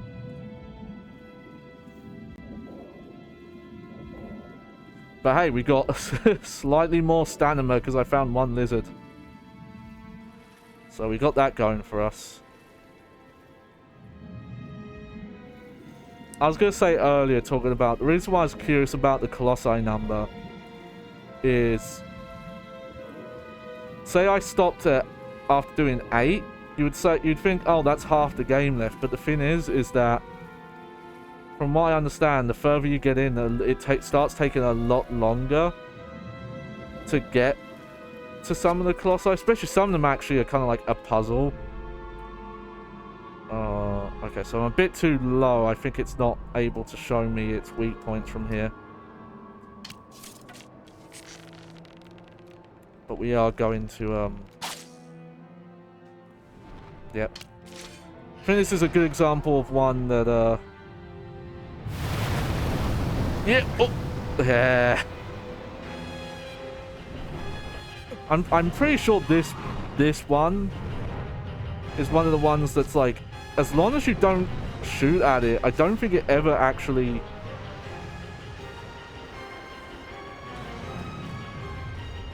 does anything.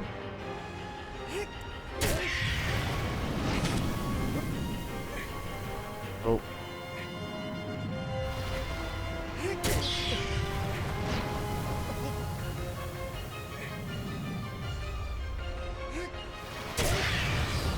Alright, is that one taken care of? Is it still... Oh, that is, yeah. Oh, you really gotta be careful. Oh! Oh, that was awesome. Also, like, they do a really good job of making this thing feel like it's flying really fast. I think in actuality it's not. But they fake it pretty well with the speed lines.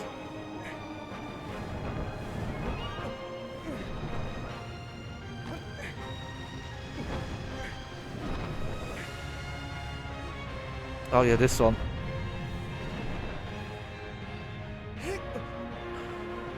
This is one of my favorite tracks, actually. Oh, you know what? I need to...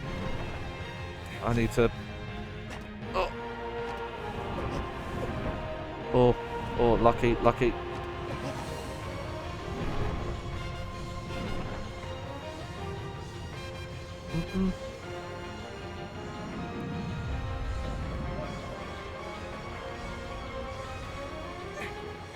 Oh! Oh well.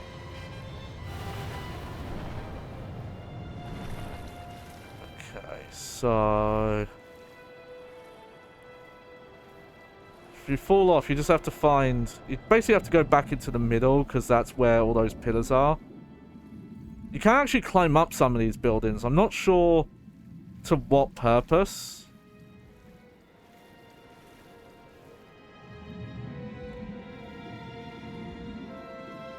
Maybe to find the weak points? Or maybe there is just no purpose. It is just kind of to make sure these look like they're functional.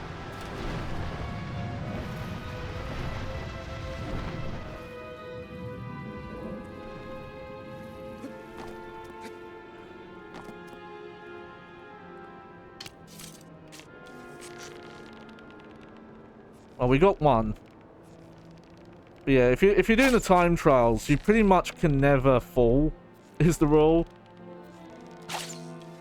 Okay, well, I need to...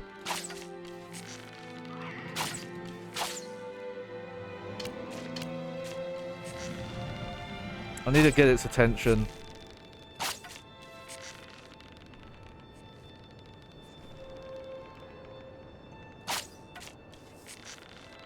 Oh.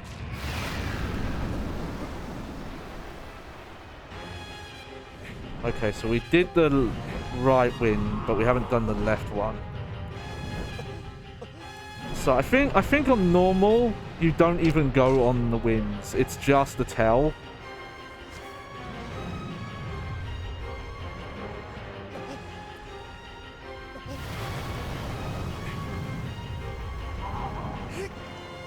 Oh, there we go.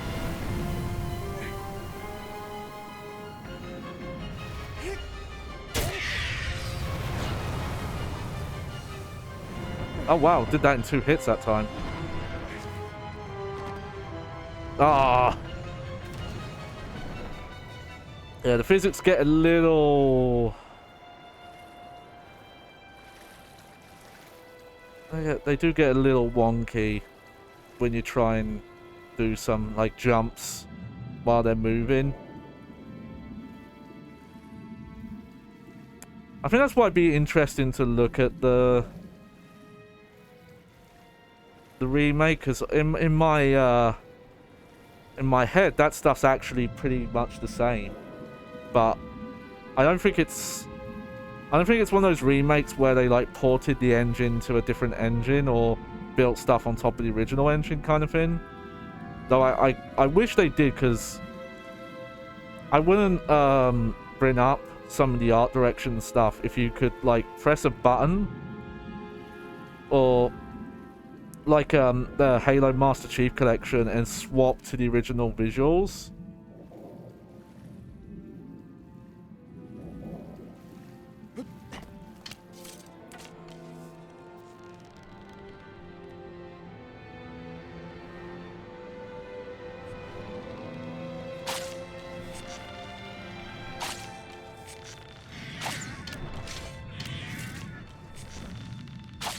Has it seen me yet?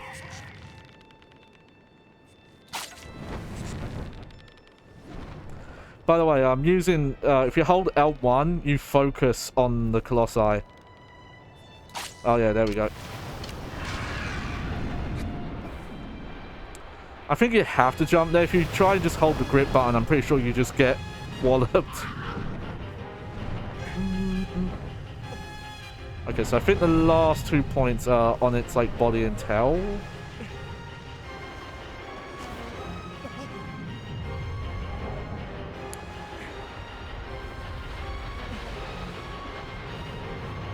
Or is it just the tail? Oh! Oh. God.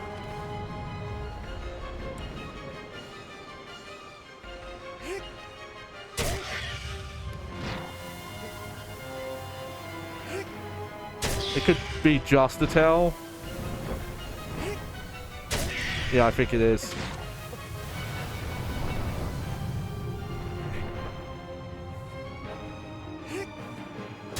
Okay, doing the tail last. Probably the smart thing, because it actually doesn't do much to try and knock you off there.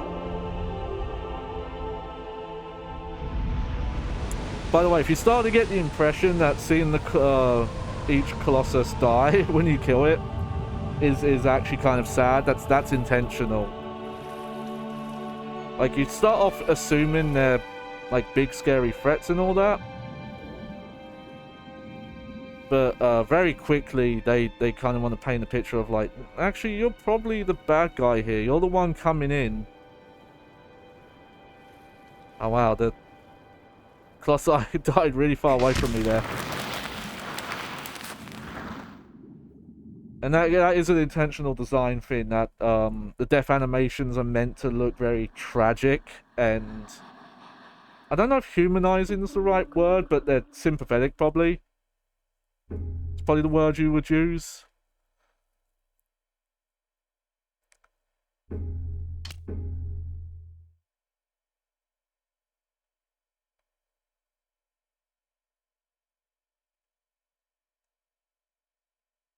Alright, so straight up, I do not remember what the 6th one is. Once I see it, I'll know which one it is, probably.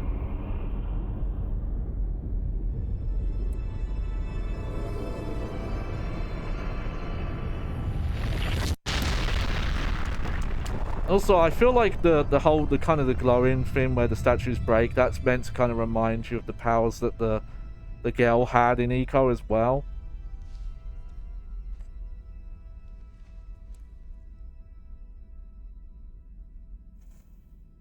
Alright, Doorman.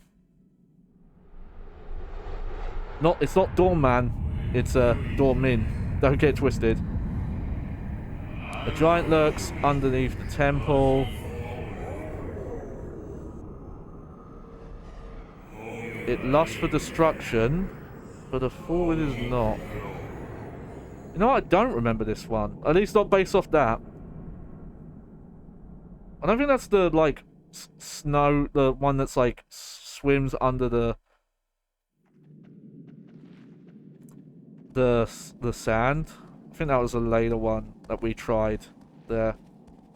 There he is. There's the good boy. Look at my creep walk. Woo!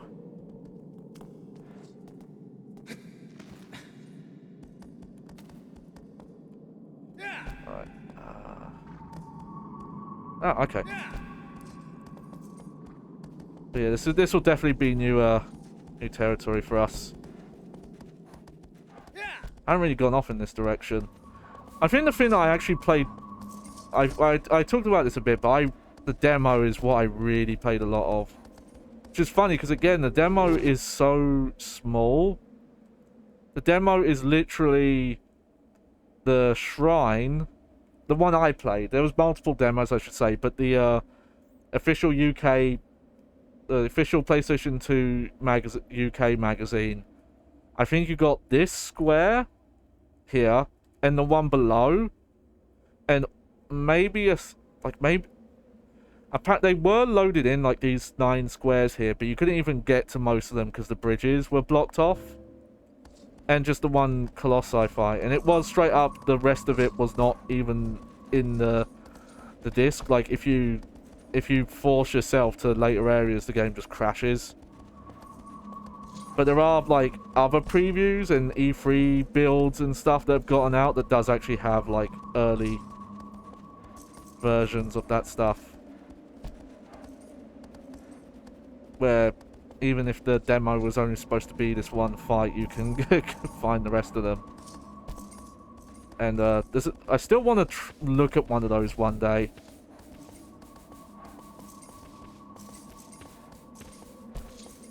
That's kind of the main thing I think the remake has over this, is you don't have the noticeable pop-in stuff. It's weird that some of it, like, looks better, but some of it doesn't feel like they've really improved at all. So yeah, this is a common, like, traversal puzzle the game will throw at you. Where you'll come to like a really dense forest area. That, because it's, like, so dense. Oh, there's a lizard. It's not even on the shrine. Oh, I missed.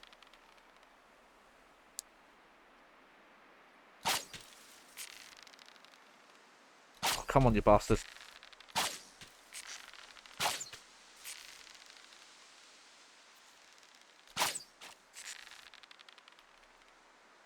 Oh, okay.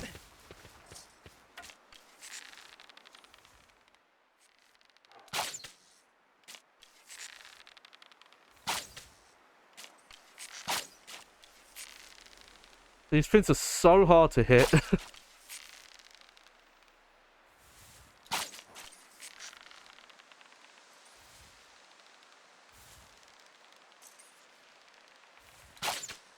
There we go. Oh! There we go, it survived. I only took its tail off. You know what? I completely forgot that you could do that.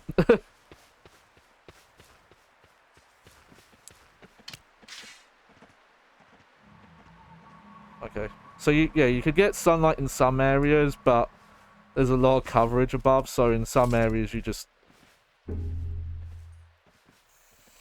And some of the traversal later on, where you have to try and find a specific Colossus, that's usually the puzzle, where you kind of have to remember, like, oh, okay, this is the general direction you need to go, but there's like a kind of a forest maze you have to get through. Maze is probably like the wrong word, but it's still like, oh, there's multiple like paths you can go on.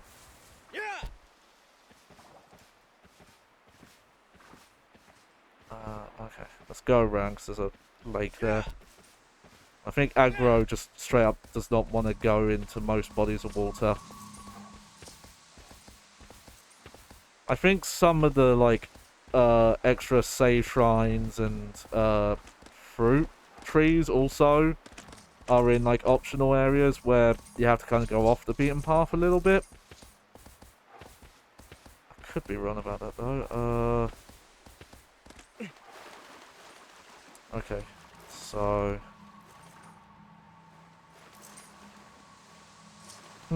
okay, I think we have to, yeah, so this is where, yeah, trying to actually get to the Colossi get to the Colossus, sorry, can have a bit more of a puzzle to it.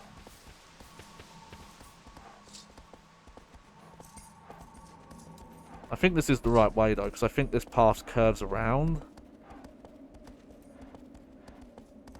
Because yeah, the glow points directly at the Colossus. It doesn't point at the path.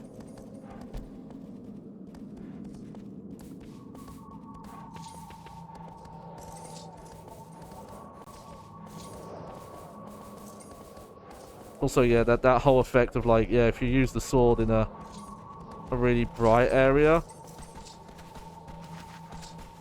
One thing I've never really tried, I don't know what happens if you go to an area early. Like, if you go to an area that a Colossus would spawn in, I don't know what happens if you go there early. I assume just nothing happens. Like, if you go to that sleeping one, it just doesn't wake up. Oh, yep, there was some popping gamer again. Okay, we'll go to that save point, 'cause it's not too far away. If I can make sure that my slim isn't going to freeze. Hang on. See, look there. I was right. Yeah, the white-tailed ones can appear in locations beside the save shrines.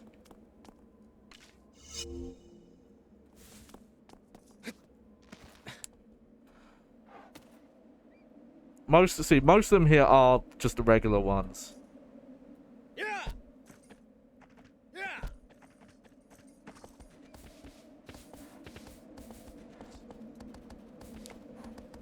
But you get a stone, I believe, is the item for doing the time trials, and you have to do like quite a lot of them actually to get the lizard stone. But, like, it'll vibrate when you're near them. But that's always the pro tip. If you're bad at finding them, there's always at least one at one of these little save shrines.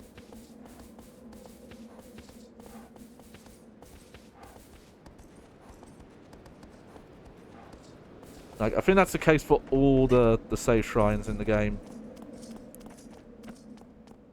The fruit trees are a little easier to spot because they tend to have similar designs. Right, let's see. Can I see it right now? Oh, there it is.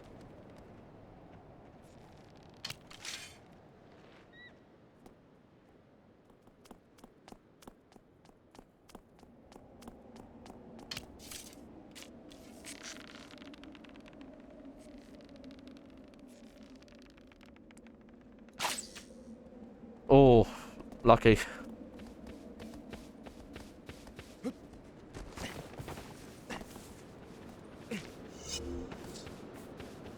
Like, it's hard to, it is really hard to know this because of the way it like glows. But it does help. I think it's probably more noticeable in the remake, because instead of a circle, it's a bar, like the health bar. It just goes, like, vertically up.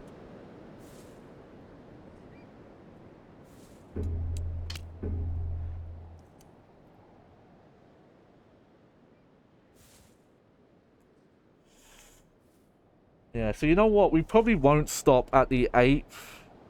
Because again, I think the further you go in, the longer it will take to find them. And there's more areas to kind of look around and find stuff in.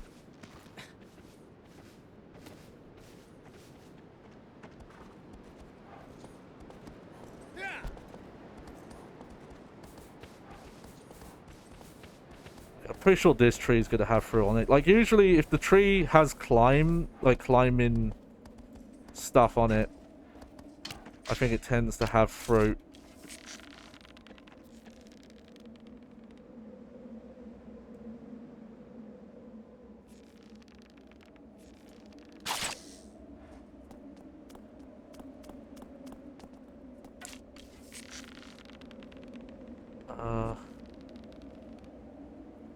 There we go. I think there are actually some of them are different fruit designs as well, which is, I don't think I ever noticed before.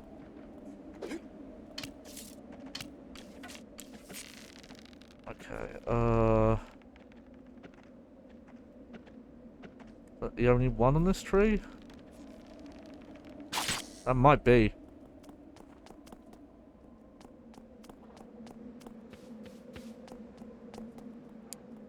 Yeah, it looks like there's just the one. I'm going to climb it just to be sure.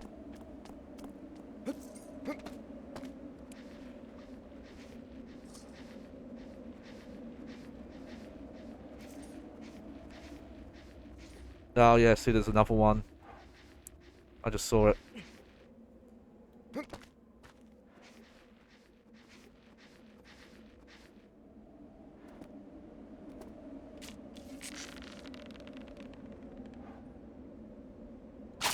There we go.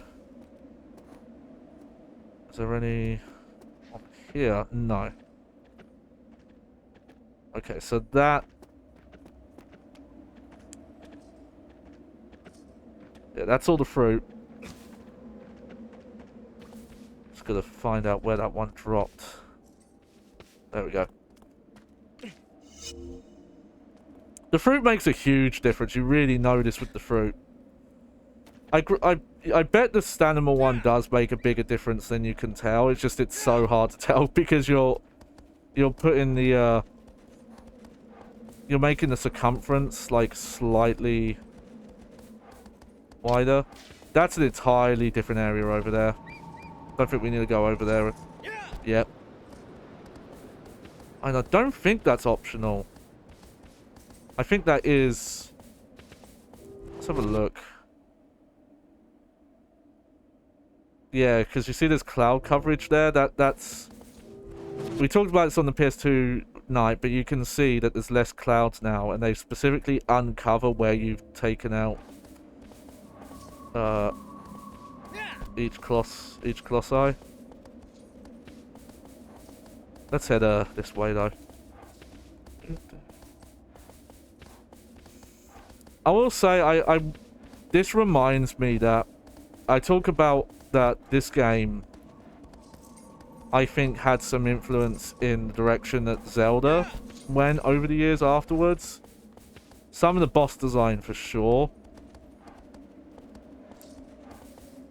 There are some bosses in Twilight Princess and a little bit of map design that reminds me of this.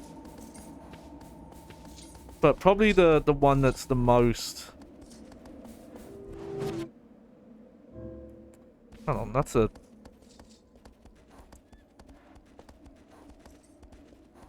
That's a different save one. I might go to that actually.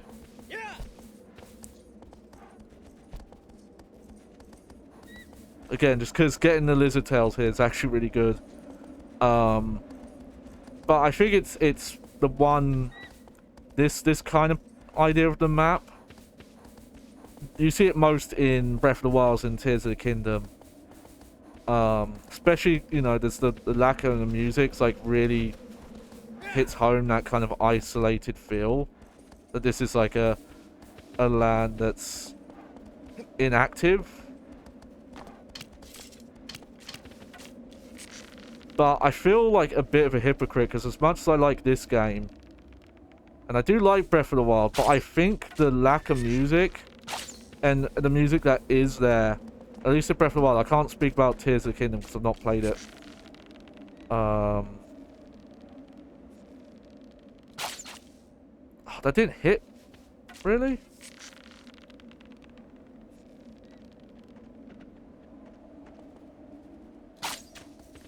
Okay, that definitely hit.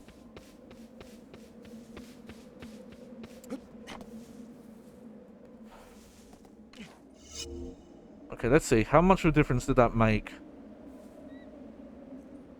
I'm trying to look at, like, yeah. I was looking at the gap between the circle and the hand, and it's almost touching now. So if I found like one more, it would probably touch it. I don't know what it's equivalent to, because like every time you defeat a single Colossus, it goes up a bit. And if you do New Game Plus, it keeps going up. I don't know how much Lizards is equivalent to one Colossi fight though. Okay, I think I'm not gonna bother with any of the other save points around here because there are quite a few. We're gonna go to the temple now.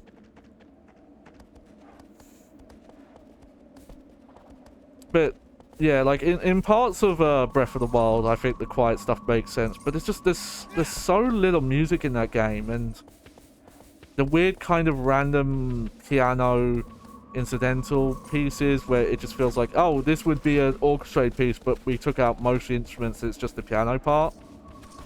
Wasn't really a fan of that either. Like the few like proper orchestrated pieces in the game were really good. It's just there were so few of them.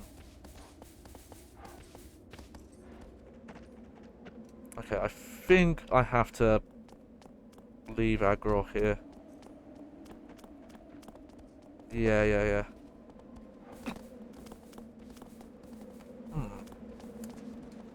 Oh, is this the one I'm thinking it is?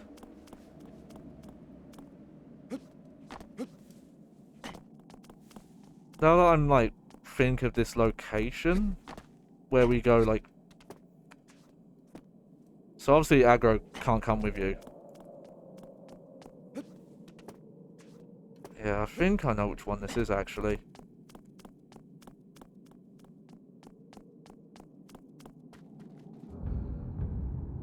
Yeah.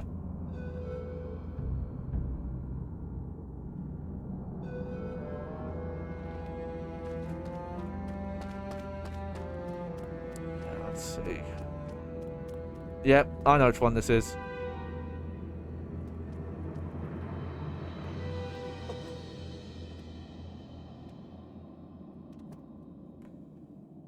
I love this, by the way. Makes no sense. But you can get down by just letting go and grabbing again. It doesn't even hurt you. See, obviously, you know, if you came here early, what would probably just happen is nothing would happen if you climbed down here. I should test that off stream, though. It's just obviously it's a lot harder to find a specific Colossus location when it's not the one you're supposed to go for. Yeah, here he is, the beardy one.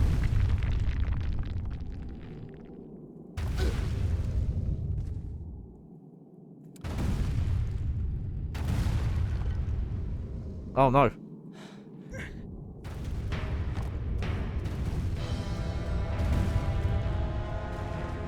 How did I end up over here? That's weird.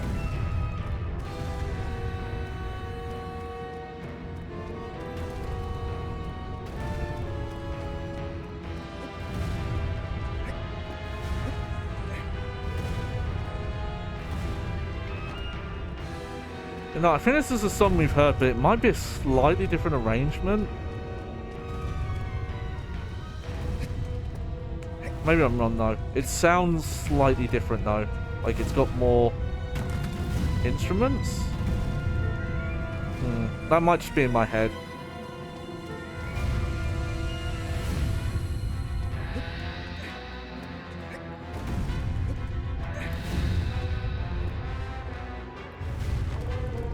So yeah, so the first thing you have to do, yeah, is run away from this one.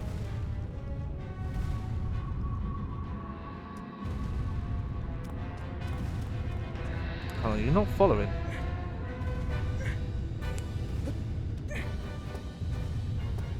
I think I've got to...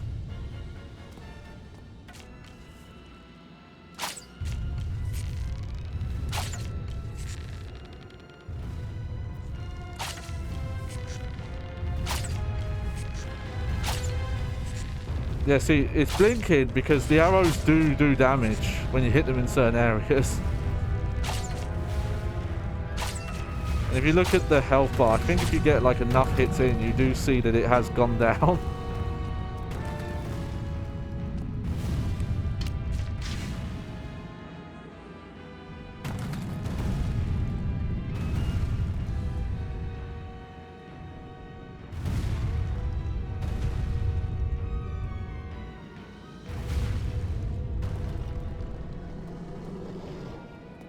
Whee! Yeah! That's what you get, Beardy. Alright. Okay, so I've never done this boss on hard, so I know there's a weak point on the head. I do not know where the others are. Oh.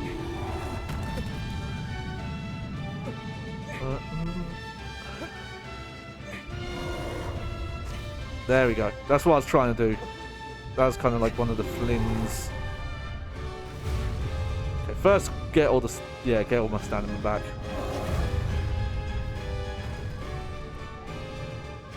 Probably while I'm on top of it.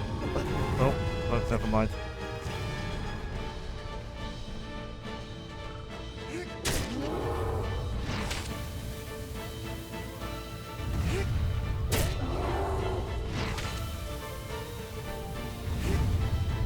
Yeah, this is what I mean by sometimes if you just get the right spot, you can just get them over and over. And it will kind of stop their like big sweeping, like get off me attacks. Oh. Okay, so that's that done.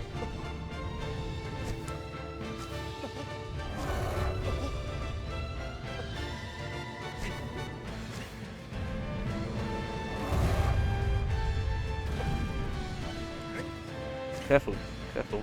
Okay.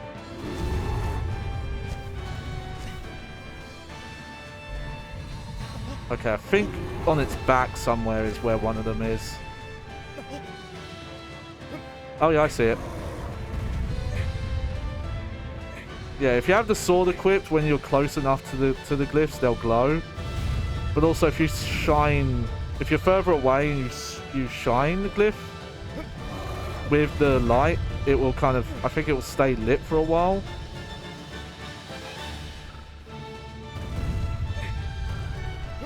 Okay, there we go. Oh. I bet this is not the only other one though. I think there's going to be a third one somewhere. Like maybe on the hand. You know what? I think that's where it is. I think it's on his hand.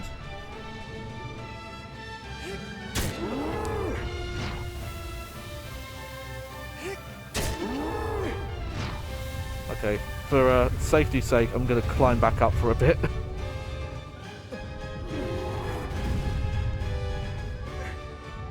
Oh. Yeah, there you go. So that's the really fun stuff you could do, the flins, if you're good enough. And I was trying those earlier and failing miserably. So I'm glad I got like one there. Made one of them look okay.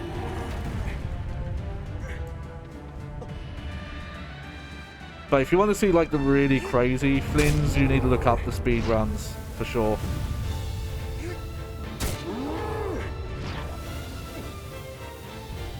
Okay, yeah, there's good. This makes me think there's one more And I'm pretty sure it's on one of his hands.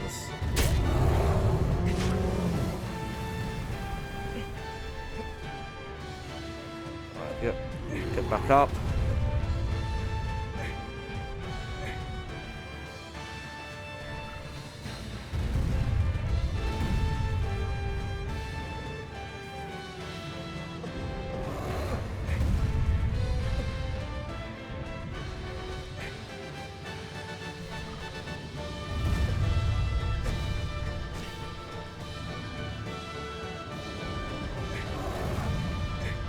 It's one flaw with the kind of whole crouch to recover stamina is that the crouch button is the grip button. So if you try and crouch when you're on fur, you just grip instead and you don't get stamina back. I'm just trying to confirm. Yes. Yeah, okay, it is down there. Alright. Alright,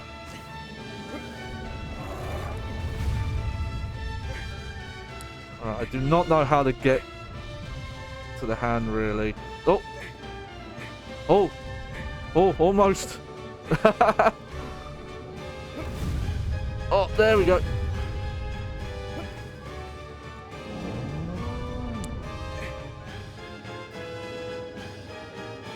I think also, if you question, like, why did the Colossus not just, I don't know, smack his hand against the wall?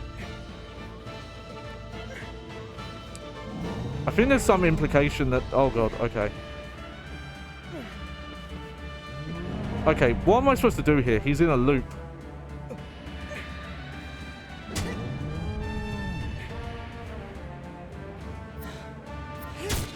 There we go.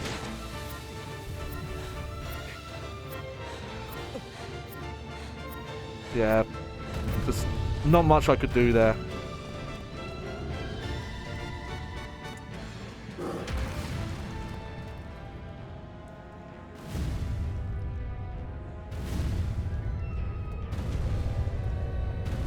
Yeah, see, I'll show you that. See that it won't hit because there's not enough light. But if you have enough light, it will kind of like highlight.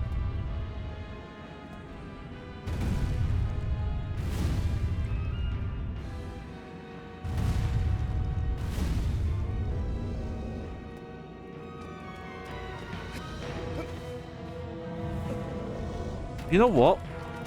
I don't think I need to jump on the beard here. I just noticed he puts his hand down.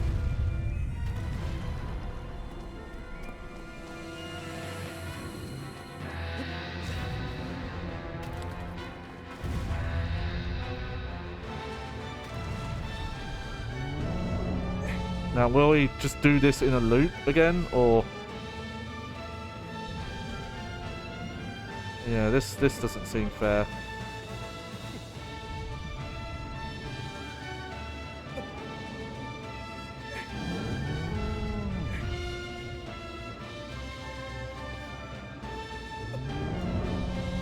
God, the time trial for this feels like it would suck.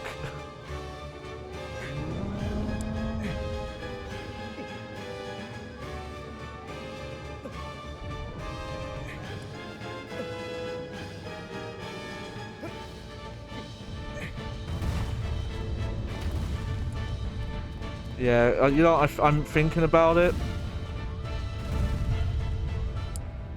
I think there's a better thing to do.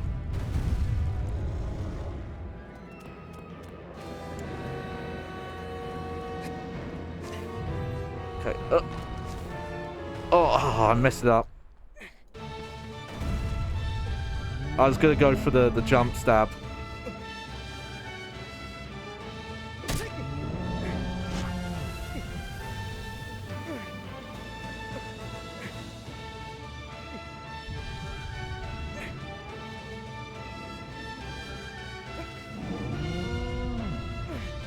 Yeah, if he's going to shake around this much, getting the hand is really tough.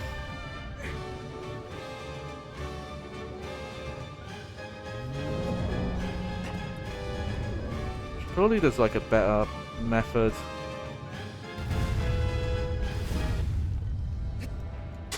Okay, let me try and do the stab this time. Oh, I timed it wrong.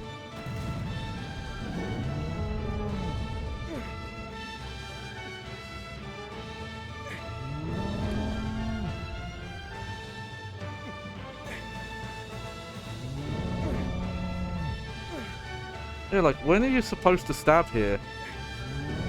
As soon as you grip onto here, you just... I can't find the, like, sweet point. I don't even know how I got stabbed in earlier.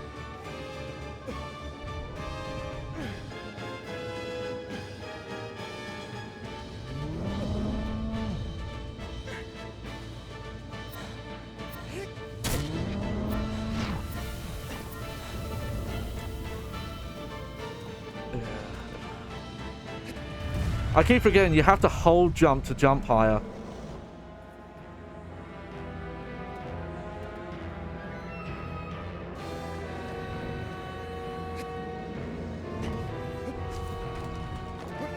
Oh. I think I'm like confusing the game. That's why the music's like not like transitioning smooth. Because I'm like swapping so quick.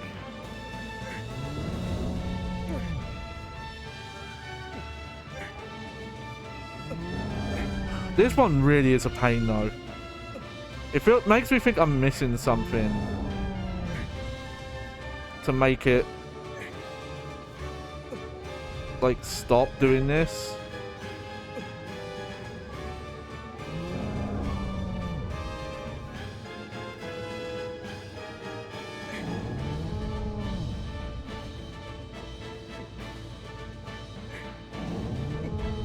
Like, this, again, there's just nothing I can do. There's no opening for me to stab.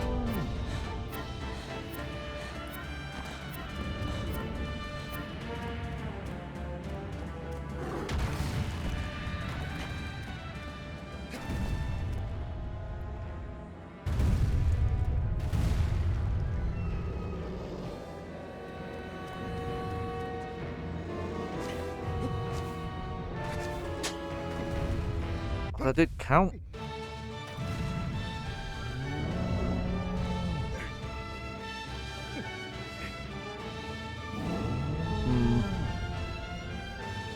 I'm tempted after this to look up a video and see if there's like a guide that says, oh, this is how you... Oh, I waited too long.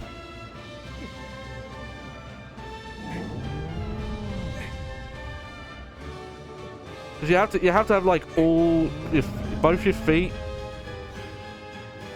planted to do the stab. So if you don't have that, it's just not gonna activate.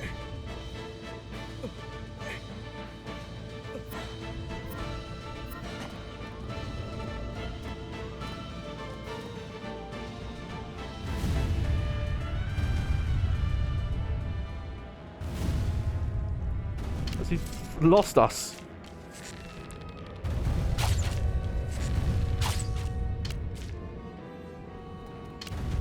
Okay, well, I'm sure he knows where we are now.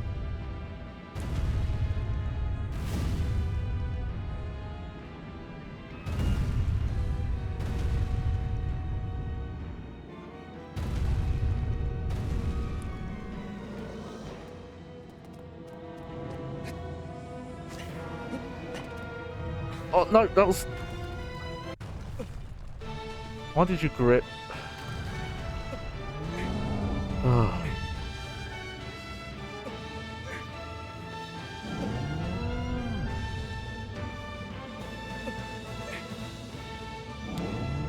Yeah, like, what feels like should happen is at this point you should be able to start a stab.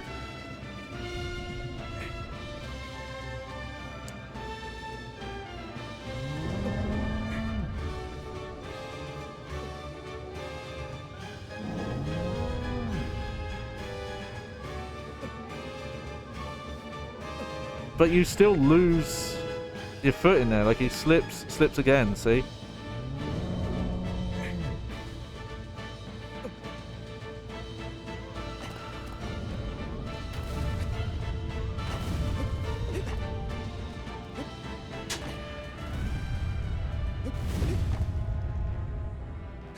Yeah, because to do the downward stab, you have to be holding R1.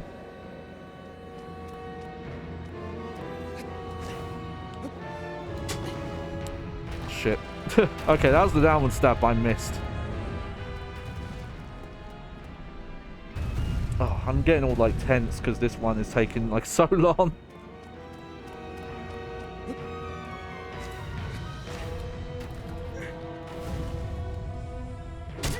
Okay.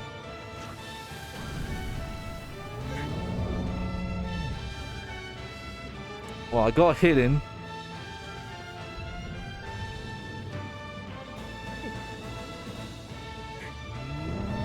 I don't think this is a game that uses like pressure sensitive buttons, so I don't think it's like, oh, you're not pressing the grip button hard enough.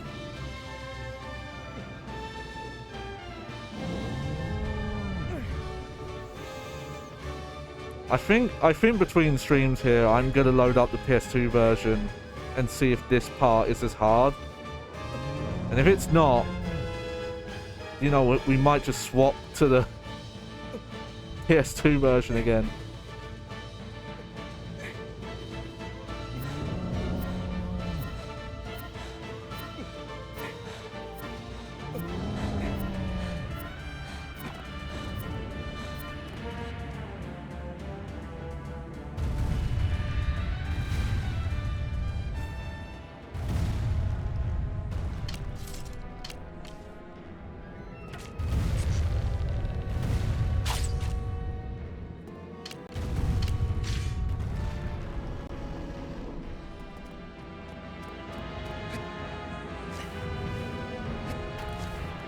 Oh. There we go. That was a good stab. It really feels like the only way to get these stabs is to get them when you climb on. Maybe that is the intended solution. Oh, there we go. Yeah, so just getting a stable footing is a lot harder in... Either it's this version or it's hard mode, but from everything I read, it's...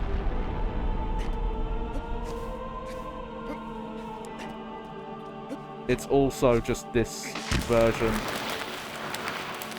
Alright. I think I'm going to do one more. I don't think I'm going to go all the way to 8. Because the further you get in, the longer it takes to find them. And I think even doing the boss fights takes longer. Once you get to a certain point.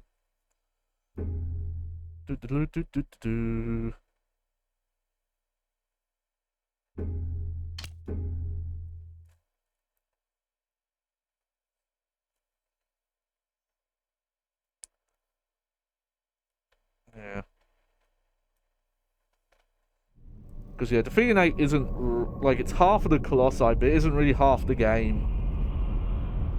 It starts taking a lot longer to find each one. Let's see, what's the next one? So yeah, I might remember the individual Colossi, but I don't remember the order they're in.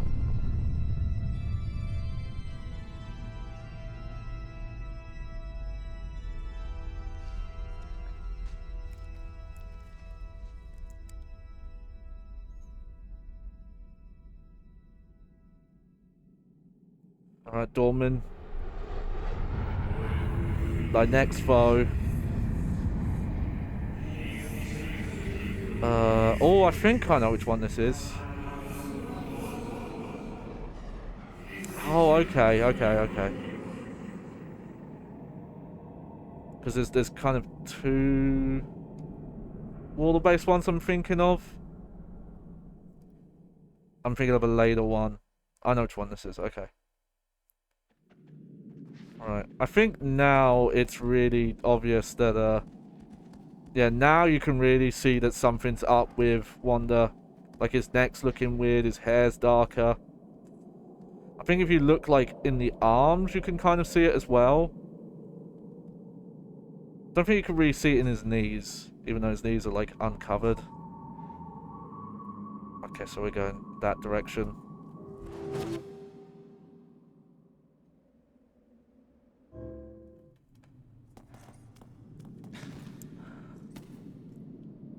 This will be the last one for the night. Granted, this is a shorter game. It's not like a 20-30 hour game. Maybe like on your first playthrough if you really had trouble figuring out how the how to fight each Colossi. Maybe it could be a lot longer. Trying to figure out which bridge I should cross here. Probably this bridge. If you look at the map, there's 2 of them. But it looks like...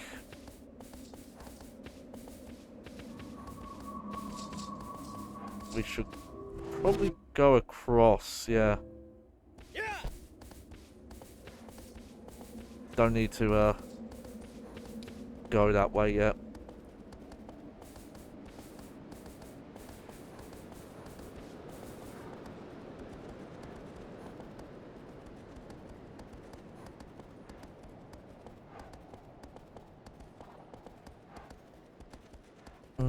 Yeah, it really is a shame the remake didn't have a classic visuals mode. Because if we had one that, you know, it was just the same game but without those pop-in issues. Plus, I believe if you're playing on like specific, if you're playing maybe on PS, I don't know if it's just PS5 or if it's also Pro. The remake can, I think it can run at 60. Okay, this one's interesting. It's pointing a similar way to where this one was, but I think you've actually got to go up and around. So yeah, that's the huge bridge to the temple that we came in on. We've seen parts of it already, but this is like the first time where you really kind of like come alongside it. Yeah, I think coming around this way is the way to go.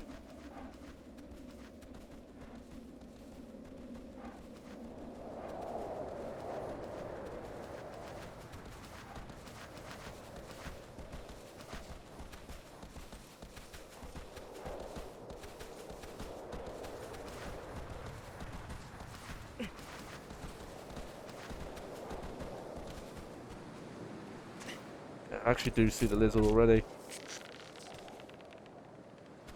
Okay, I gotta move a little bit. Oh, I figured. Oh, there it is. Okay. Yes.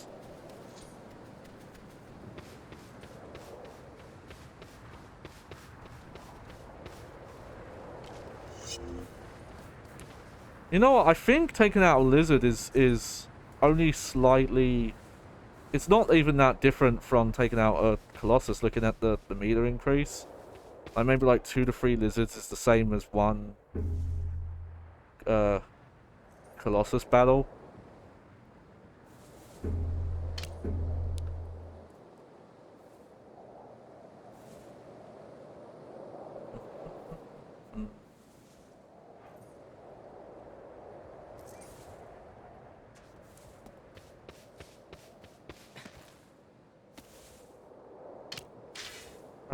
Off we wander. From what I understand, there's a lot of... That's probably the most on the nose names, but a lot of the names of stuff in this are... Their references to like real life mythology are intentional. Like, there's a video I watched that kind of talks about Dormin and some of the stuff that seems to refer to like a colossi that were cut or environmental stuff. Like, I don't know exactly where it is, but I know somewhere on the map. Okay, I do know that, funny enough, over there, that big building is where one of the fights is.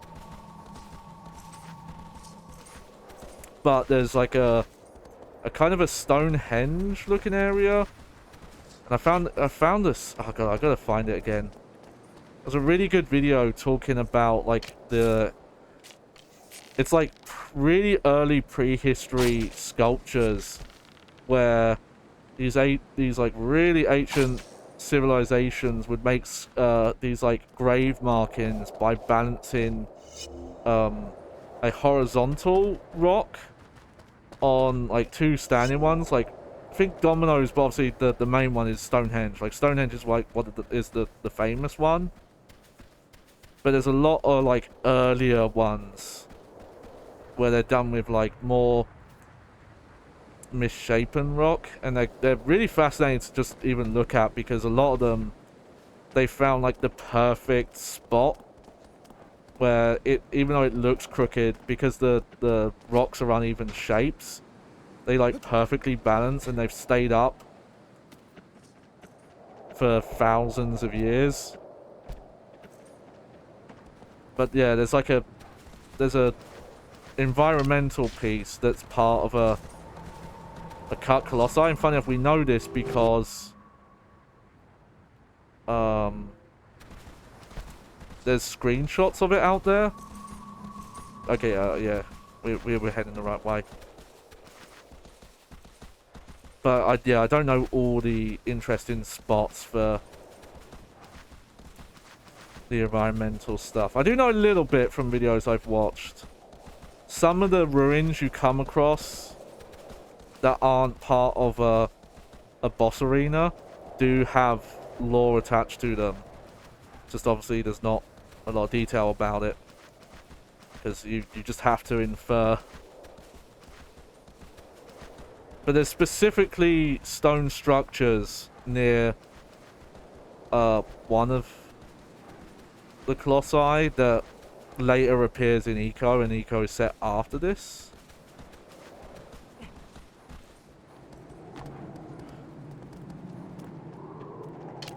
Alright, yeah, good job, Aggro. Aggro, yeah. If he realizes you're aiming in his direction, he moves off.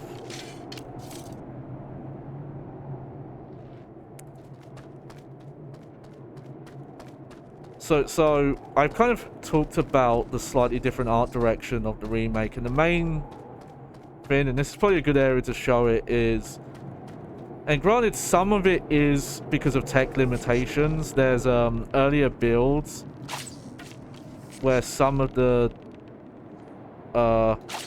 geometry or design of specific like trees and other things were more complicated and were then simplified. But a lot of the time art, and especially in game design, will take some sort of like limitation or weakness, and they'll feed that into the storytelling somehow. Silent Hill obviously is a great example. They took the fact that they couldn't have like that big map without having like a really short draw distance, so the way they worked around it is built the fog and the darkness into the gameplay and into the lore. So even when they did, you know, they did the PS2 games, 2 and 3, they kept that element because they were more useful to have. Plus, by forcing the game to have such a small draw distance, allowed them to like have really good like models and textures for the time. Especially the textures, like some of the textures in Silent Hill 2 and 3 are like really high resolution for the time. But yeah, the remake of this doesn't look quite as barren, and yeah, some of that is because they had to simplify things or take away vegetation to help with the performance. But what can, like I'm saying, what can happen is you can be doing that design and then say, oh, here's this limit, we'll feed it into the story. LA Noire is the best example of that. That whole game is built around that like 3D scanning technology where they could capture a person's face as a like 3D object, but it did not work if someone had loose hair, like any loose hair at all. The technology just couldn't handle it, and so they set the game in the 50s because at the time, like, that hairstyles that were, like, coned back and gelled up or in ponytails and in buns and stuff like that were commonplace.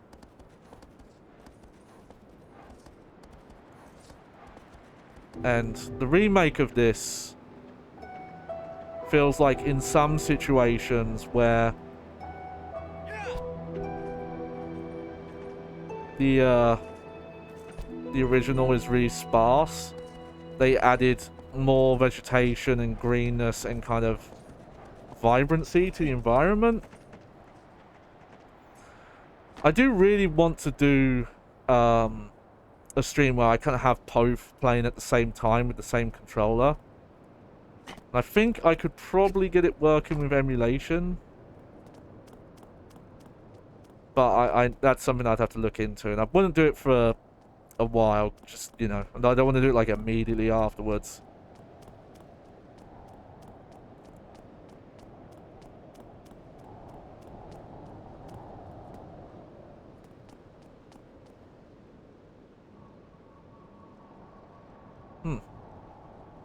Oh.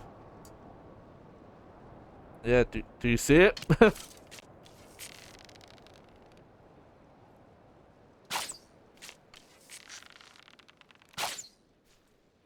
Okay, does it even...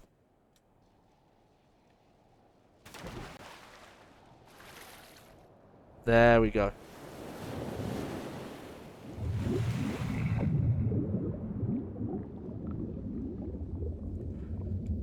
Also, you don't really see this anymore, but it's just one of those games where you can actually move the camera around during cutscenes and zoom in. That's me zooming in there.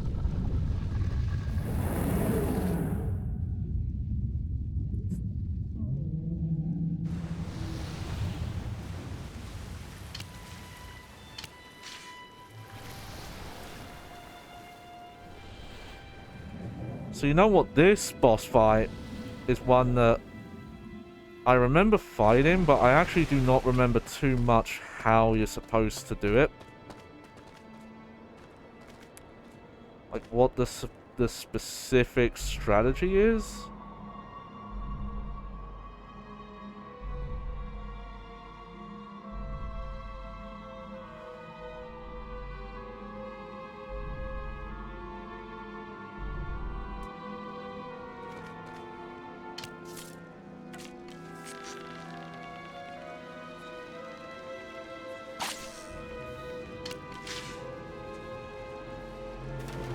Okay, straight up, if you shoot your arrows into water, they just stop. They don't even pierce the surface.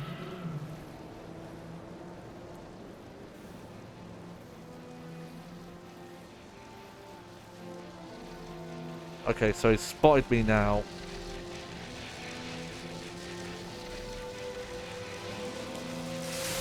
Ow. Ouch. Oh, here we go.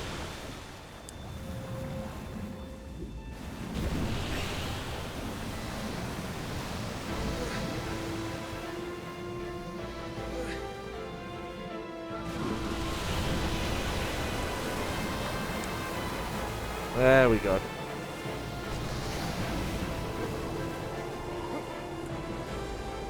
Okay, I gotta make sure there's not a weak point at its tail.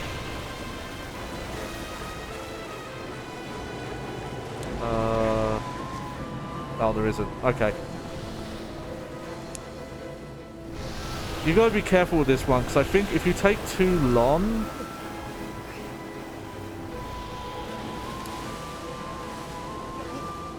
to get to a certain point, it will just plunge itself underwater and won't come back out until you let go. Oh, shit.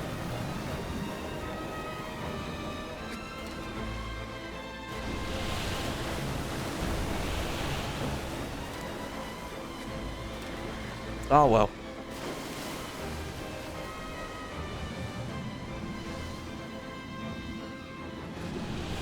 I don't think I could catch up with it, actually.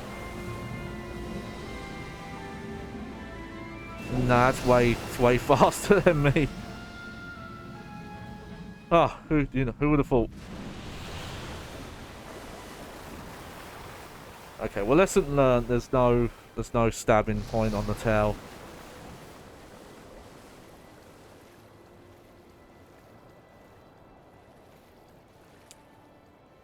Okay, well, I get the game, like, swim on the surface, it's kind of like, the whole injured fish thing or injured animal.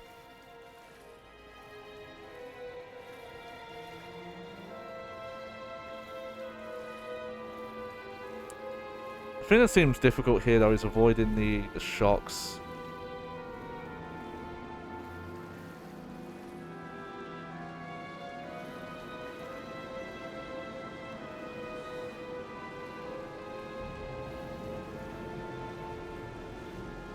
Where are you going?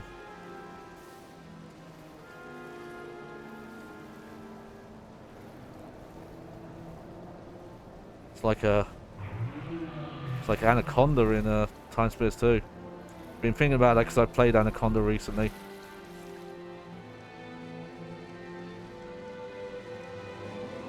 Oh yeah, here he comes.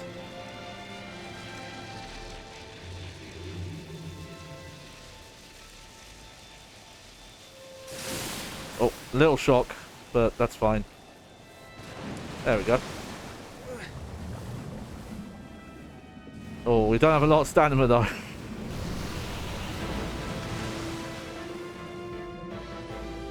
Come on, surface, please. Quick.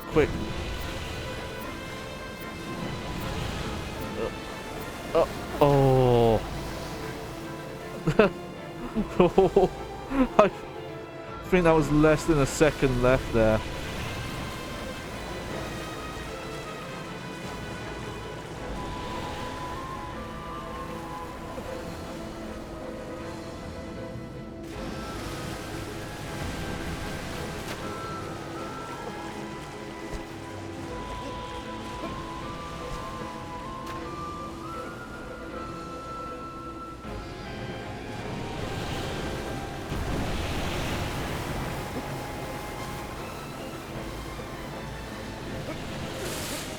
Ow.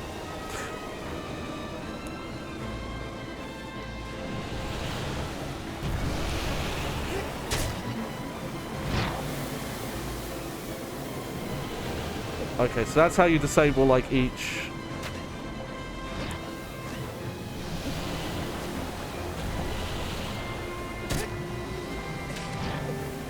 I think it's only temporary. It's not permanently, though.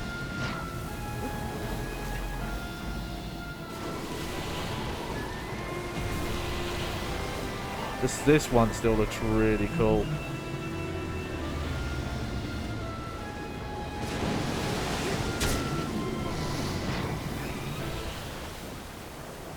Oh. Oh, did I take too long?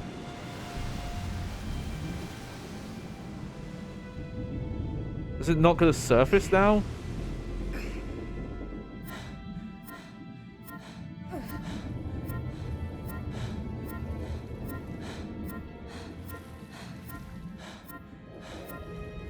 Okay, so mainly if you're underwater for too long, you don't actually drown. You just get forced back up to the top. Which thank fuck for that, because that would be terrible. Okay, so you know what? I think for this fight they actually don't add more weak points. I think they just make it do more damage and make it harder. Because we actually already did, like, well, about half health there just by attacking the electric spikes. Come on, guy.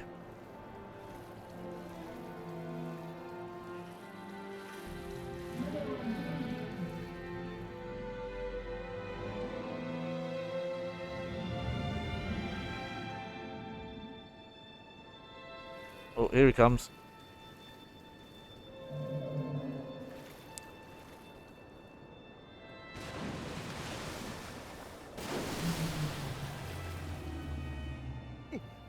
There we go.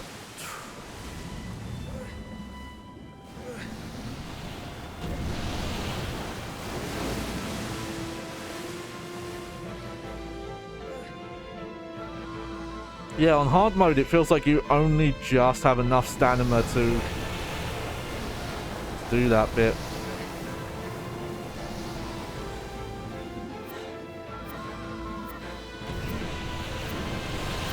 Come on, come on, come on, come on. Oh.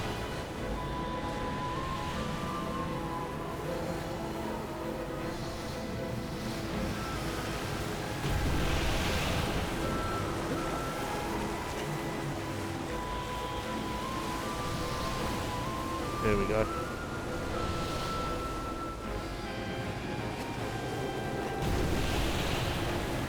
You know, I don't think... You know, I think there might be a little bit of slowdown with this one.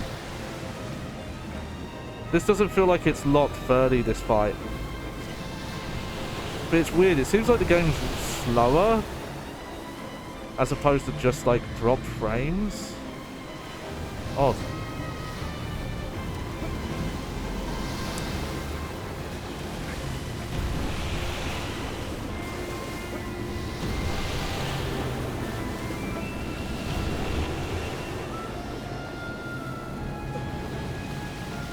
I don't remember this, like, dunking move. This must be, like, a hard mode thing.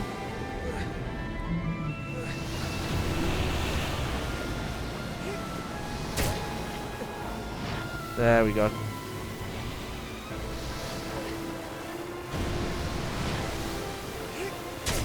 Oh! That was good timing. That almost did not count.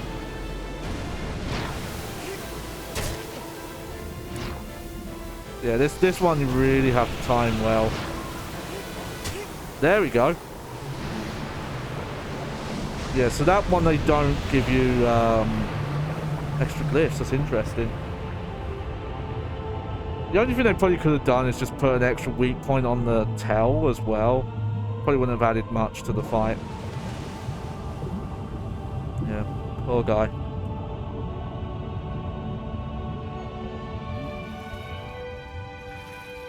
Again, it's just the, you know, the vast majority of these Colossi are not actively out to hurt anyone. It's only if you like interfere with them. And some of them are like really passive. Like some of them will not do anything until you start bothering them.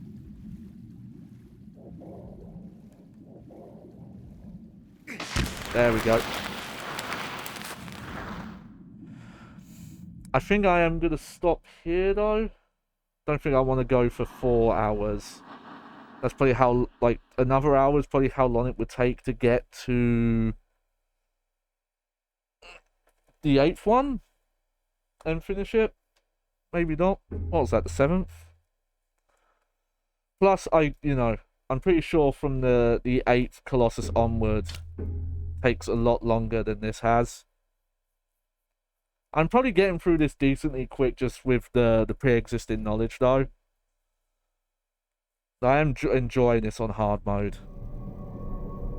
That one was pretty simple, but some of the changes of how you have to deal with these Colossi. Again, it's rare, but I love it when games incentivize replays or hard modes aren't just, hey, they do more damage, you do less damage. Like, there's an actual extra gameplay here.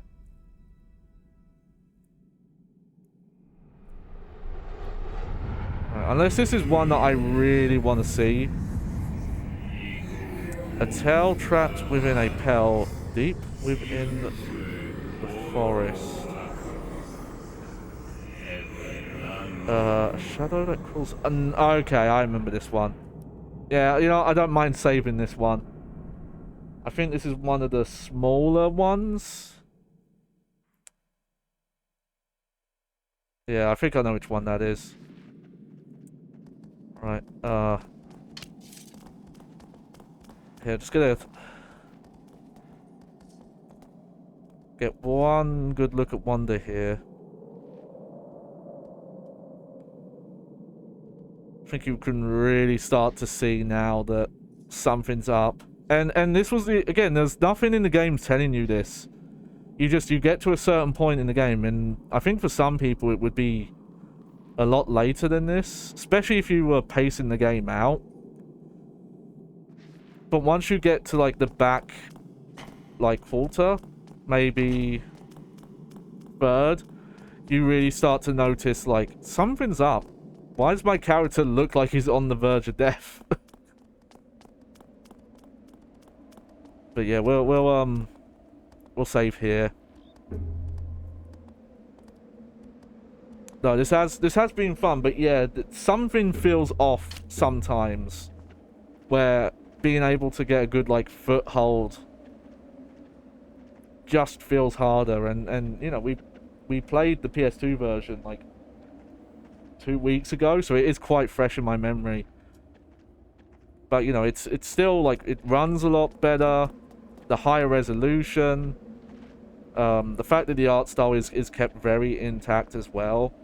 There's not they haven't really messed with the textures or anything like that.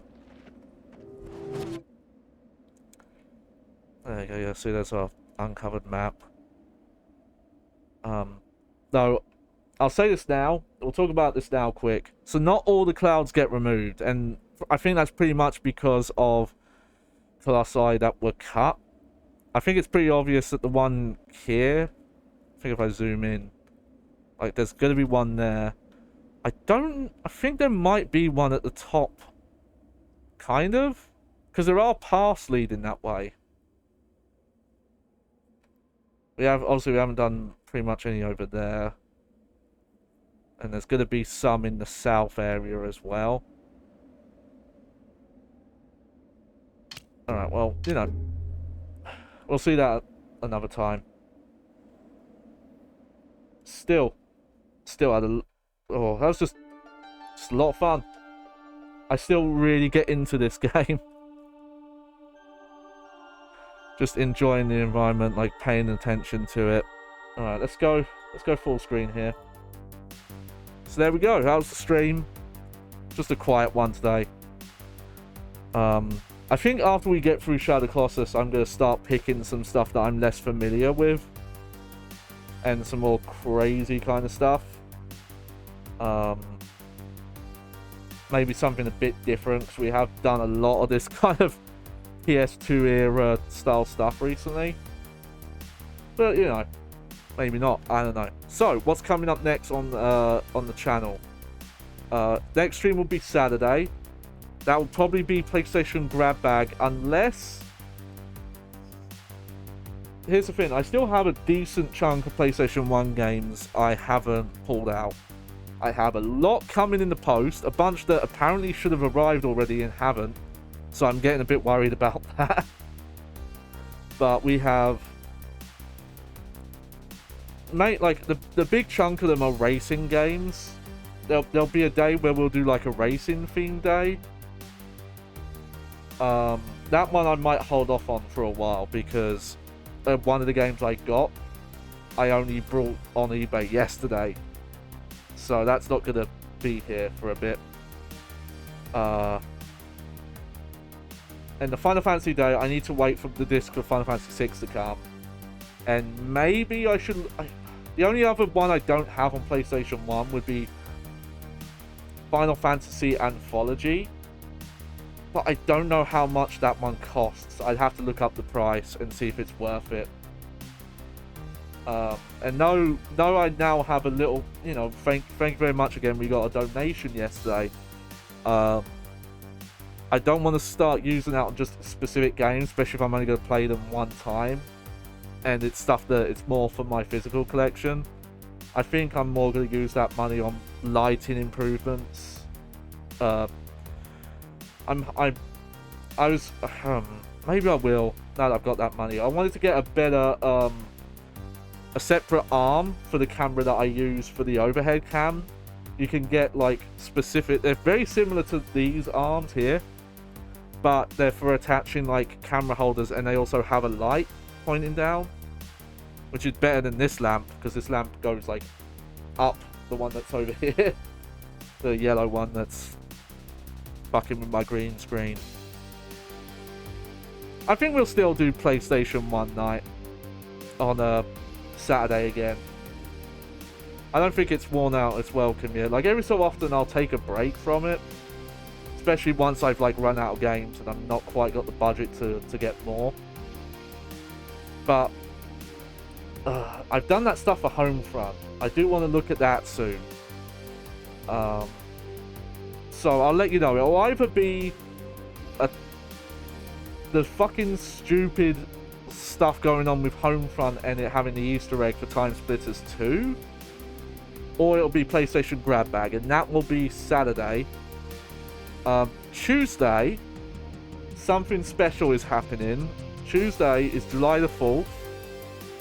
There will be a stream that day, but I think I'm gonna take a break and have someone else do the stream for me. Someone who can kind of relate to and celebrate the day more. But I think you'll like him. From what I understand, he's gonna be doing some trucking that day.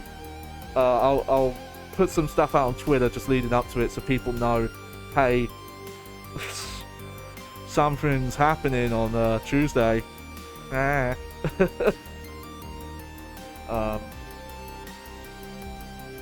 yeah, let me just check something. Fine, even if it says there's one viewer, there probably isn't. I don't know. Twitch's numbers never make sense to me. Alright. We will finish here then.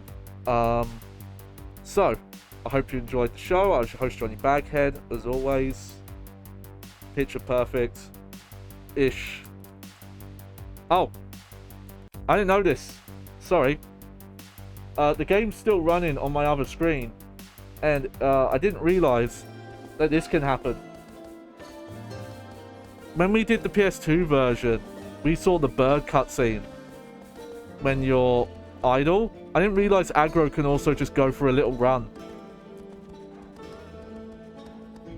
I was about to end the stream, and I was like, "Oh, shiny!" This song in particular sounds very eco. Also, reminds me a little bit of a Chrono Cross, actually. Look at him go. Alright, alright, that's actually... Yeah, so now we're going to end things off. I was your host, Johnny Baghead. As always, thank you for anyone who's following. We're really close to getting to 100 followers. I know it might not seem like much, but starting out on Twitch these days, it takes a village to get to the goals you need to hit. But I appreciate anyone who comes in and lurks, sticks around, watches the VODs. If you want to get updates, as always, at JohnnyBagHead on Twitter. At some point, I'll sort out alternative social medias as well, and they'll probably be pinned to the profile in the about section on here. Also, my VOD channel is at JohnnyBagHeadVODs on YouTube. We kind of stagger releases, so not everything I've streamed is going to be out on there yet. There's a couple coming in the coming days, but obviously feel free to check those out if you missed any. Though I do make the highlights, I think people prefer watching YouTube than they do prefer Twitch highlights, so there you go. Plus, funny enough, when we did the rhythm games, the highlight for Beatmania has a song muted, but the full VOD doesn't. So the full VOD I exported to YouTube, so the version on YouTube has all the music, but the highlight on Twitch doesn't. And obviously after a certain amount of time, the VOD's going to disappear and only the highlight's going to stick around. So, internet. Whoa! What's the internet? Oh my! The internet's crazy! Yeah. Alright, I'm ending stream. Toodles.